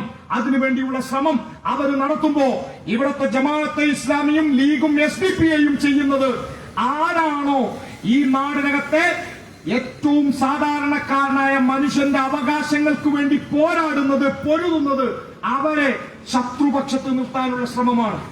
ആരാണോ യഥാർത്ഥത്തിൽ ഇരകളാക്കപ്പെടുന്ന ജനതയുണ്ടല്ലോ, സംഘപരിവാരത്തിന്റെ വേട്ടയാടലുകളുടെ ഇരകളുണ്ടല്ലോ, ആ ഇരകളെ കൊണ്ട് വേട്ടക്കാരന് കാവൽ നിൽക്കുന്ന സാമൂഹിക അന്തരീക്ഷം സൃഷ്ടിക്കുന്നവരുടെ പേരാണ് ജമാഅത്തെ ഇസ്ലാമിയും SDP-യും. കുറച്ചുകൂടി വ്യക്തമായി പറഞ്ഞാൽ RSS കണ്ണ് കാണാതെ ഇരുട്ടത്ത് നിൽക്കുമ്പോ ടോർച്ചടിച്ച് വെളിച്ചം കാണിച്ചു കൊടുത്ത് RSSന് വളരാനുള്ള സാമൂഹിക അന്തരീക്ഷം സൃഷ്ടിച്ചു കൊടുക്കുന്നവരുടെ പേരാണ് ജമാഅത്ത് പോപ്പുലർ ഫ്രണ്ടുകാർ. അതുകൊണ്ട് അവരുടെ അജണ്ടകളെ ചെറുക്കണമെങ്കിൽ, RSSനെ ചെറുക്കണമെങ്കിൽ ഈ നാടിന് വേണ്ടത് ഹിന്ദുവും മുസ്ലിമും ക്രിസ്ത്യാനിയും മതമുള്ളവനും ഇല്ലാത്തവനും ഒരുമിച്ച് നിന്ന് പൊരുതുന്ന ഒരു ജനാധിപത്യ ഇന്ത്യയാണ്. ഇന്ത്യൻ ജനാധിപത്യം നിലനിൽക്കണമെങ്കിൽ ഒരു സംശയവും വേണ്ട പ്രിയപ്പെട്ടവരെ, മൂന്നാമതും കേരളത്തിൽ ഇടതുപക്ഷ ജനാധിപത്യ മുന്നണിയുടെ സർക്കാർ ഉണ്ടാവണം. എന്തുകൊണ്ട്? ഇതൊരാവേശത്തിന്റെ പുറത്ത് മൂന്നാമതും സർക്കാർ ഉണ്ടായാല് വികസന തുടർച്ചയുണ്ടാകൂ എന്ന് വിശദീകരിക്കാനല്ല. ഞാൻ ഒരു വികസന നേട്ടവും വിശദീകരിക്കാൻ ഉദ്ദേശിക്കുന്നില്ല. അനുഭവത്തിലൂടെ ഈ നാടിനറിയാവുന്ന കാര്യങ്ങൾ ഞാൻ വിശദീകരിക്കുന്നില്ല. എന്നാൽ ഒരു കാര്യം, വികസന തുടർച്ചയെ പോലെ അല്ലെങ്കിൽ അതിനേക്കാൾ പ്രാധാന്യത്തോടെ ഇന്ത്യൻ ഫെഡറലിസം സംരക്ഷിക്കപ്പെടണം. എന്താണ് ഫെഡറലിസം? നോക്കൂ നിങ്ങൾ, ഇന്ത്യയിൽ സംസ്ഥാനങ്ങൾ ഉണ്ടാവാൻ പാടില്ല എന്നത് RSS അജണ്ടയാണ്. ഒരു രാഷ്ട്രം, ഒരു തെരഞ്ഞെടുപ്പ്, അത് വെറുതെ അവരുടെ ഏതെങ്കിലും ഒരു BJP-ക്കാരന്റെ തലച്ചോറല്ലോ. ഞാൻ കൂടുതൽ വിശദീകരിക്കുന്നില്ല. വിചാരധാര എന്ന പുസ്തകം അതിന്റെ 23-ാമത്തെ അധ്യായത്തിന്റെ തലക്കെട്ട് ഏക ഘടക രാഷ്ട്രം ആവശ്യം നിങ്ങൾക്ക് എല്ലാവർക്കും അറിയാം എന്ന് വിചാരിക്കുന്നു. വിചാരധാരയിൽ ഗോൾവാൾക്കർ എഴുതിയ 23-ാമത്തെ ചാപ്റ്ററിന്റെ ഹെഡിങ് ഇങ്ങനെയാണ്: ഏക ഘടക രാഷ്ട്രം ആവശ്യം. എന്താണ് ഏക ഘടകം? ഏക ഘടകം എന്ത് എന്ന് വിശദീകരിക്കണമെങ്കിൽ ഇന്ത്യൻ ഭരണഘടനയുടെ 1-ാം വകുപ്പ് നമ്മൾ ആദ്യം പറയണം. എന്താണ് India? India shall be Bharat, that is the union of state. ഇതാണ് രാജ്യത്തിന്റെ ഭരണഘടനയുടെ 1-ാം വകുപ്പ്. ഇന്ത്യ അഥവാ ഭാരതം അത് സംസ്ഥാനങ്ങളുടെ കൂട്ടമാണ്. ഒരു കേന്ദ്ര സർക്കാരിന്റെ മാത്രം സർവാധിപത്യമുള്ള നാടല്ല ഇന്ത്യ. ഇന്ത്യ സംസ്ഥാനങ്ങളുടെ കൂട്ടം. എന്തുകൊണ്ട് ഇന്ത്യ ഫെഡറലായി? രണ്ടുത്തരങ്ങൾ രാജ്യത്തെ പൊളിറ്റിക്കൽ സയന്റിസ്റ്റുകൾ, കോൺസ്റ്റിറ്റ്യൂഷണലിസ്റ്റുകൾ പറയുന്നു. രണ്ടുത്തരം: ഒന്ന്, രാജ്യത്തിന്റെ വലിപ്പം, large size of the country. 2, രാജ്യത്തിന്റെ സോഷ്യോ കൾച്ചറൽ ഡൈവേഴ്സിറ്റി. ഇന്ത്യയുടെ സാമൂഹിക സാംസ്കാരിക വൈവിധ്യങ്ങൾ സംരക്ഷിക്കപ്പെടണം. ആ സാമൂഹിക സാംസ്കാരിക വൈവിധ്യങ്ങൾ സംരക്ഷിക്കപ്പെടണമെങ്കിൽ ഇന്ത്യ ഫെഡറൽ ആവണം. എന്താണ് ഫെഡറൽ? ഫെഡറൽ എന്നാൽ 2, അഥവാ കേന്ദ്ര സർക്കാരും സംസ്ഥാന സർക്കാരും ഭരണഘടനാപരമായി അധികാരം പങ്കുവെക്കുന്ന ഒരു നാടിനെയാണ് നമ്മൾ ഫെഡറൽ എന്ന് വിശേഷിപ്പിക്കുക. ഇന്ത്യ യൂണിയൻ ഓഫ് സ്റ്റേറ്റ് എന്ന വാക്കുകൊണ്ട് ഭരണഘടന ഉദ്ദേശിച്ചത് ഇന്ത്യ ഒരു ഫെഡറേഷനാണ് എന്നാണ്. ഇന്ത്യ എന്ന രാജ്യത്ത് സംസ്ഥാനങ്ങൾ എന്തുകൊണ്ട് നിലനിൽക്കുന്നു? കേരളത്തിൽ ഇടതുപക്ഷ സർക്കാരിന്റെ ഭരണവും ഭരണനേട്ടവും ഒക്കെ അവിടെ നിൽക്കട്ടെ. എന്തിന് സംസ്ഥാനം? സംസ്ഥാനങ്ങൾ ഇന്ത്യയിൽ നിലനിൽക്കാനുള്ള ഏറ്റവും പ്രധാനപ്പെട്ട കാരണം രാജ്യത്തിന്റെ യൂണിറ്റി ഇൻ ഡൈവേഴ്സിറ്റി എന്ന് നമ്മൾ പറയുന്ന, നാനാത്വത്തിൽ ഏകത്വം എന്ന് നമ്മൾ അഭിമാനത്തോടെ പറയുന്ന ഇന്ത്യയുടെ സാംസ്കാരിക ബഹുസ്വരത നിലനിൽക്കാൻ വേണ്ടിയാണ്. ആ സാംസ്കാരികമായ ബഹുത്വത്തെ, വൈവിധ്യങ്ങളെ ഇല്ലാതാക്കാൻ ശ്രമിക്കുന്നവരുടെ പേരാണ് സംഘപരിവാരം. ആരാണോ പല നിറങ്ങളുള്ള ഒരു രാജ്യത്തെ ഒരൊറ്റ നിറമാക്കി മാറ്റാൻ ശ്രമിക്കുന്നത്, അവർ രാജ്യത്തിന്റെ ശത്രുക്കളാണ്. ആരാണോ പല മതങ്ങളുള്ള രാജ്യത്തെ ഒറ്റ മതമാക്കി മാറ്റാൻ ശ്രമിക്കുന്നത്, അവർ ഇന്ത്യ എന്ന ആശയത്തിന്റെ ശത്രുക്കളാണ്. ആരാണോ പലതരം വൈവിധ്യപൂർണമായ ഭക്ഷണ സംസ്കാരമുള്ള നമ്മുടെ നാടിനെ ഏതെങ്കിലും ഒരു ഭക്ഷണ സംസ്കാരത്തിലേക്ക്, ഏതെങ്കിലും ഒരു വസ്ത്രധാരണാ രീതിയിലേക്ക്, ഏതെങ്കിലും ഒരു ആരാധനാ രീതിയിലേക്ക് ചുരുക്കാൻ ശ്രമിക്കുന്നത്, അവർ ഈ രാജ്യത്തിന്റെ ബഹുസ്വരതയുടെ ശത്രുക്കളാണ്. ഇന്ത്യ എന്ന ആശയത്തിന്റെ ശത്രുക്കളാണ്. അതുകൊണ്ടാണ് രാജ്യത്തിന്റെ ദേശീയ ഗാനം എഴുതിയ ടാഗോർ ഉജ്ജ്വലമായി എഴുതിയത്. ദേശീയ ഗാനം എന്നത് ഈ രാജ്യത്ത് സ്കൂൾ വിടുമ്പോ ബെല്ലടിക്കാനുള്ള ഒരു പാട്ടല്ല. ദേശീയ ഗാനം ഇന്ത്യയിൽ ഫാസിസ്റ്റ് വിരുദ്ധ പോരാട്ടത്തിന്റെ പടപ്പാട്ടിന്റെ പേര് കൂടിയാണ്. ടാഗോർ എന്ന താടിക്കാരൻ അറിയാമായിരുന്നു ഭാവിയിൽ മറ്റൊരു താടിക്കാരൻ വരും, താടിയില്ലാത്ത രൂപം കണ്ടാൽ ഹിറ്റ്ലറെ പോലെ തോന്നും എന്ന് ഈ നാട്ടിലെ ഫോട്ടോഗ്രാഫർമാർ തിരിച്ചറിഞ്ഞ സമയത്ത് താടി നീട്ടാൻ തീരുമാനിച്ചു. അങ്ങനെ താടിയുടെ നീളം കൂടുന്നതിനനുസരിച്ച് തലച്ചോറിന്റെ വലുപ്പം ചുരുങ്ങി പോകുന്ന ഒരു മനുഷ്യൻ ഈ രാജ്യത്തിന്റെ പ്രധാനമന്ത്രിയായി വരുമെന്നും ആ മനുഷ്യൻ ഗുജറാത്തിനകത്തെ പാവം മനുഷ്യരെ കൊന്നുതള്ളിയ തമ്മാടിക്കൂട്ടത്തെ സംരക്ഷിക്കാൻ ഒരു സിനിമ എമ്പുരാനെ പോലും ബാബാ ബജറംഗി എന്ന 87 പേര് കൊന്ന തമ്മാടിയുടെ പേര് ഒരു സിനിമയിൽ ഉപയോഗിക്കാൻ പാടില്ല എന്ന് ഭയപ്പെടുന്ന ഈ സംഘപരിവാരം ഈ രാജ്യത്ത് വരുമെന്ന് തിരിച്ചറിഞ്ഞ ടാഗോർ അദ്ദേഹത്തിന്റെ ദേശീയ ഗാനം തത്വബോധിനി പത്രികയിൽ ഈ രാജ്യത്തിന് വേണ്ടി എഴുതിയ വരിയുണ്ട്: ജനഗണ മന അതിനായക ജയ ഹേ ഭാരത ഭാഗ്യവിധാത. ഭാരതത്തിന്റെ ഭാഗ്യത്തിന്റെ വിധികർത്താവായി മാറേണ്ടത് ജനഗണമാണ്, ജനാധിപത്യമാണ്. എന്താണ് ജനാധിപത്യം എന്ന ചോദ്യത്തിന് അംബേദ്കർ ഉത്തരം നൽകുന്നു. വ്യത്യസ്തനായിരിക്കാനുള്ള ഒരു മനുഷ്യന്റെ സ്വാതന്ത്ര്യത്തെയാണ് ജനാധിപത്യം എന്ന് വിശേഷിപ്പിക്കുന്നത്. ആ വ്യത്യസ്തതയുടെ പേരിൽ ഒരാളും ആക്രമിക്കപ്പെടാത്ത ഒരു നാടിനെയാണ് നമ്മൾ ജനാധിപത്യമുള്ള നാട് എന്ന് പറയുന്നത്. ഇന്ത്യയുടെ ജനാധിപത്യം എവിടെ എത്തി നിൽക്കുന്നു? ജനാധിപത്യം എന്നത് ഒരു വാക്കായി മാത്രം നിൽക്കുകയും അനുഭവത്തിൽ നിന്ന് അതെല്ലാം തെച്ചുമാച്ച് ഇല്ലാതാക്കപ്പെടുകയും ചെയ്തു. രാജ്യത്തിന്റെ ചരിത്രമാകെ കെട്ടുകഥകൾ ഊതിവീർപ്പിച്ചതായി മാറുകയാണ്. നിങ്ങൾ ഇന്ത്യയിലെ പ്രധാനപ്പെട്ട ഏതെങ്കിലും ഒരു മ്യൂസിയത്തിലേക്ക്, ഏതെങ്കിലും ഒരു ചരിത്ര സ്മാരകത്തിലേക്ക് ഒന്ന് ചുമ്മാ പോയി നോക്കൂ. താജ്മഹാളിലേക്ക് ഒന്ന് പോകൂ. താജ്മഹാളിലേക്ക് പോയിട്ട് നിങ്ങൾ നിങ്ങളുടെ കുട്ടികളോടൊപ്പം ഇങ്ങനെ താജ്മഹാൾ കാണാൻ പോകുമ്പോ നിങ്ങളുടെ മുന്നിലേക്ക് ഒരു ഗൈഡ് വരും. ഏതെങ്കിലും സ്കൂൾ ടീച്ചർമാർ ഇവിടെ ഉണ്ടെങ്കിൽ, അധ്യാപകരുണ്ടെങ്കിൽ ദയവ് ചെയ്ത് എങ്ങനെയെങ്കിലും ChatGPT നോക്കിയിട്ട് ചരിത്രം പഠിക്കുക. അല്ലാതെ അവിടെയുള്ള ഗൈഡിനെ കൊണ്ട് പറയിപ്പിക്കരുത്. പ്രത്യേകിച്ച് നോർത്ത് ഇന്ത്യയിൽ ആ ഗൈഡ് വരും. ഞാൻ കഴിഞ്ഞ വർഷവും പോയിരുന്നു. ഗൈഡ് വന്നിട്ട് ചരിത്രം പറയും. ഇത് മുംതാസിന്റെ ശവകുടീരമല്ല, ഇതിന് താഴെ നമ്മുടെ ആരോ ഉണ്ട്. രാജ്യത്തിന്റെ ചരിത്രത്തെ ആകെ വളച്ചൊടിക്കുന്നു, നുണകൾ സൃഷ്ടിക്കുന്നു, വെറുപ്പുൽപാദിപ്പിക്കുന്നു. ഈ വെറുപ്പിനെ ഊതി വീർപ്പിച്ച് പരസ്പരം പകയുള്ള മനുഷ്യരാക്കി നമ്മളെ മാറ്റുന്നു.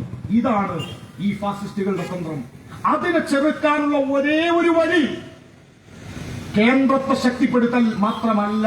പലരും കരുതും നിങ്ങൾക്ക് എന്ത് കാര്യം എന്ന് ചോദിച്ചവരുണ്ട്. സഖാവെ നിങ്ങൾ എവിടെ എന്ന് ചോദിച്ചവരുണ്ട്. ഇവിടെ വിനായക് ദാമോദർ സതീശനെ പോലെയുള്ള ആളുകൾ ആവർത്തിച്ച് ചോദിക്കുന്ന ഒരു ചോദ്യം, അതിന് കമ്മ്യൂണിസ്റ്റുകാർ എവിടെ? കോൺഗ്രസ് ആകുള്ളത് 3 സ്ഥലത്താണ്. ഞാൻ കോൺഗ്രസിനെ കാര്യമായിട്ടൊന്നും പറഞ്ഞില്ല കേട്ടോ. നിങ്ങൾ വിചാരിക്കുമ്പോൾ എന്താ കോൺഗ്രസിനെ പറയാത്തത്? എനിക്ക് ഒറ്റ കണ്ടീഷനുള്ളൂ, കോൺഗ്രസ്സുകാരെ നിങ്ങൾ കോൺഗ്രസ്സുകാരായി തന്നെ അവിടെ ഇരിക്കൂ. നിങ്ങളുടെ പാർട്ടി പറ്റ മോശമാണെന്ന് വിചാരിച്ച് നിങ്ങൾ സകലരും പോയിട്ട് BJP ചേർന്നുകൊണ്ടിരിക്കുകയാണ്. അതുകൊണ്ട് നിങ്ങളെ പാർട്ടിയിൽ തന്നെ സമാധാനമായിട്ട് നിന്നോളി. കാര്യമായിട്ടൊന്നും പറയുന്നില്ല. ഭരണമൊന്നും കിട്ടൂല. ഭരണം നിങ്ങൾക്ക് പ്രതിപക്ഷ തുടർച്ച ഉണ്ടാകും. നിങ്ങൾ KPCCക്ക് കുറെ പ്രസിഡന്റുമാരെ കൊണ്ടു ഇപ്പൊ താഴെ ഇറക്കുമെന്ന് പറഞ്ഞ് അവസാനം നിങ്ങൾ അങ്ങാടി മുഴുവൻ ഫ്ലക്സ് ആയിരുന്നു. സുധാകരൻ പിന്നെ നരസിംഹത്തിൽ മോഹൻലാൽ വരുന്നതായിരുന്നു. നരസിംഹത്തിലെ മോഹൻലാൽ വരുമ്പോ ഒരു സിംഹം കൂടെ പൊങ്ങുന്നുണ്ട്. അങ്ങാടിയിലൊക്കെ പാവം സുധാകരന്റെ ഫ്ലക്സ് ആയിരുന്നു. ഒരു ഭാഗത്ത് സിംഹം, ഒരു ഭാഗത്ത് സുധാകരൻ. അവസാനം സിംഹം വല്ലൊക്കെ കഴിഞ്ഞ് ഇപ്പൊ ഈ മാലൊക്കെ അങ്ങട്ടിട്ട് കൊടുക്കുക. ഞാനല്ലല്ലോ എന്നൊക്കെ പറഞ്ഞിട്ട് എന്തോ ഒരു മനുഷ്യന്മാരാണ്. ഒരു പത്രത്തിൽ ഫോട്ടോ വരാൻ വേണ്ടി ഉന്തി തള്ളി തിക്കിക്കയറുന്ന ഈ ഇവിടുത്തെ VD സതീശനെ പോലെയുള്ള ആളുകളാണ് കേരളത്തിലെ നേതാക്കന്മാരായത്. അവർക്ക് ഗോൾവാൾക്കറുടെ ഫോട്ടോക്ക് മുന്നിൽ കുമ്പിട്ട് നമസ്കരിക്കുന്ന VD സതീശനെ പോലെയുള്ള ആളുകൾ പരിശോധിക്കുക. എന്താണ് ഗോൾവാൾക്കർ എഴുതിയത്? ഗോൾവാൾക്കറുടെ വിചാരധാര സതീശ നിങ്ങളൊന്ന് വായിക്കണം, വലിയ വായനക്കാരനാണ് എന്നാണല്ലോ. അങ്ങനെയാണെങ്കിൽ വിചാരധാരയുടെ 21-ാം അധ്യായം കമ്മ്യൂണിസ്റ്റുകളെ പറ്റി, മുസ്ലിങ്ങളെ പറ്റി, 19-ാം അധ്യായം മുസ്ലിങ്ങളെ പറ്റി, 20-ാം അധ്യായം ക്രിസ്ത്യാനികളെ പറ്റി, 21-ാം അധ്യായം കമ്മ്യൂണിസ്റ്റുകളെ പറ്റി. ഇതിനാ കമ്മ്യൂണിസ്റ്റുകാരെ ഇവിടെ എല്ലാവരും എതിർക്കുന്നത്? ഇതിനാ RSS കമ്മ്യൂണിസ്റ്റുകാരെ എതിർക്കുന്നത്? ഇവിടുത്തെ ജമാഅത്തും ലീഗും കോൺഗ്രസും ഒക്കെ പരിശോധിക്കണം. ഇത് പറയുന്നുണ്ട്, അവർ വിചാരധാരയിൽ ഒരു വാക്കാട്ടോ, അവർ ജന്മിത്വവും ഇല്ലാതാക്കി. ഹെഡിങ് കമ്മ്യൂണിസ്റ്റുകാരെ പറ്റി, ഉള്ളിലെ വിശദീകരണത്തിൽ ഒരു വാക്കാണ്, അവർ ജന്മിത്വവും ഇല്ലാതാക്കി. ജന്മിത്തല്ലാതാക്കി എന്നല്ല, ജന്മിത്വവും ഇല്ലാതാക്കി. എന്തോ മഹത്തായ കാര്യം ഇല്ലാതാക്കിയതിന്റെ വെറുപ്പാണ് ഗോൾവാൾക്കർക്ക് കമ്മ്യൂണിസ്റ്റുകാരെ കുറിച്ച്. ആ കമ്മ്യൂണിസ്റ്റ് പാർട്ടി കേരളത്തിൽ അധികാരത്തിൽ തുടരേണ്ടത് എന്തിന് എന്ന ചോദ്യത്തിന്റെ ഉത്തരം വികസന തുടർച്ച എന്നത് മാത്രമല്ല, കേവലമായ അധികാരം പാർട്ടിക്ക് ലഭിക്കണം എന്നതുകൊണ്ടല്ല. അതിനപ്പുറം ഇന്ത്യൻ ഭരണഘടന പറയുന്ന ഫെഡറൽ മൂല്യങ്ങളുള്ള ഒരു നാടാണ് നമ്മുടെ നാട്. ബഹുസ്വരതയുടെ പ്രാധാന്യം അംഗീകരിച്ച ഒരു നാടാണ് നമ്മുടെ നാട്. ഈ നാട് നാളെയും നിലനിൽക്കണമെങ്കിൽ, ഫെഡറൽ ഇന്ത്യ നിലനിൽക്കണമെങ്കിൽ, ഫെഡറലിസത്തിനു വേണ്ടിയുള്ള പോരാട്ടത്തിൽ ഏറ്റവും ശക്തമായി നിലകൊള്ളുന്നത് കമ്മ്യൂണിസ്റ്റുകാരാണ്. നോക്കൂ നിങ്ങൾ, ഇന്ത്യൻ ഫെഡറലിസത്തിന്റെ ഏറ്റവും ഉജ്ജ്വലനായ വക്താവായിരുന്നു സഖാവ് സീതാറാം യെച്ചൂരി. ഈ 2014 നരേന്ദ്രമോദി വന്നതിന് ശേഷം നടത്തിയ സകല പ്രസംഗങ്ങളും അദ്ദേഹം പാർലമെന്റിൽ നടത്തിയത്, പാർട്ടി വേദികളിൽ നടത്തിയത്, അല്ലാതെ നടത്തിയത്, യൂട്യൂബിൽ അവൈലബിൾ ആയ പ്രസംഗങ്ങൾ കേൾക്കൂ. എല്ലാത്തിലും അദ്ദേഹത്തിന്റെ ഏതൊരു പ്രസംഗത്തിലും ആവർത്തിച്ചു പറയുന്ന ഒന്നാണ് ഇന്ത്യൻ ഫെഡറലിസം. ഫെഡറൽ ഇന്ത്യ ഉണ്ടെങ്കിലേ സെക്യുലറിസം ഉണ്ടാകൂ. ഫെഡറൽ ഇന്ത്യ നിലനിന്നാലേ ജനാധിപത്യം നിലനിൽക്കൂ. ഫെഡറൽ ഇന്ത്യ നിലനിൽക്കുക എന്ന് പറഞ്ഞാൽ സംസ്ഥാനങ്ങൾക്ക് കരുത്തുണ്ടാവുക എന്നാണ്. സംസ്ഥാനങ്ങൾക്ക് കരുത്തുണ്ടാവുക എന്ന് പറഞ്ഞാൽ അതിന്റെ അർത്ഥം RSSകാർ രണ്ട് രീതിയിൽ പ്രതിപക്ഷങ്ങളെ അവരുടെ കൂടെ നിർത്താൻ ശ്രമിക്കും. ഒന്ന്, പണം കൊടുത്ത് കൂടെ നിർത്തും. ചാക്കിൽ കെട്ടിയ പണം തെലങ്കാനയിൽ നമ്മൾ കണ്ടതാണ്, ഞാൻ വിശദീകരിക്കുന്നില്ല. പണം കൊടുത്തു വാങ്ങും പ്രതിപക്ഷത്തെ. രണ്ട്, ഭയപ്പെടുത്തി NIA, ED പേടിപ്പിച്ചു കൂടെ നിർത്താൻ ശ്രമിക്കും. ഇതിന് രണ്ടിനും വശംവദരാവുന്നവരെ അല്ല നമുക്ക് വേണ്ടത്. സംഘപരിവാരത്തിന്റെ സാംസ്കാരികവും സാമ്പത്തികവുമായ അജണ്ടകളെ ചെറുത്തു തോൽപ്പിക്കാൻ ജാഗ്രതയുള്ള ഇടതുപക്ഷം നമ്മുടെ നാട്ടിലുണ്ടാവണം. ആ ഇടതുപക്ഷത്തിന് കരുത്താവാൻ, ഫെഡറൽ മൂല്യങ്ങൾക്ക് കരുത്താവാൻ കേരളത്തിൽ ഇടതുപക്ഷത്തിന്റെ ഭരണത്തുടർച്ച അനിവാര്യമായും ഉണ്ടാവേണ്ടതാണ്. അതിനുവേണ്ടിയുള്ള പോരാട്ടത്തിൽ ഈ സഖാവ് EK നായനാരുടെ ഓർമ്മകൾ നമുക്ക് കരുത്താണ്. വരാനിരിക്കുന്നത് കൂടുതൽ കരുത്തോടെയുള്ള പോരാട്ടങ്ങളുടെ കാലം. ആ പോരാട്ടത്തിൽ ഇടതുപക്ഷത്തിന് കരുത്തായി ഈ നാടുണ്ടാവണം, ഈ നാടിന് കരുത്തായി ഇടതുപക്ഷം ഉണ്ടാവണമെന്ന് ഓർമ്മിപ്പിച്ചുകൊണ്ട് അവസാനിപ്പിക്കുന്നു. സലാം, സഖാക്കളെ അഭിവാദ്യങ്ങൾ.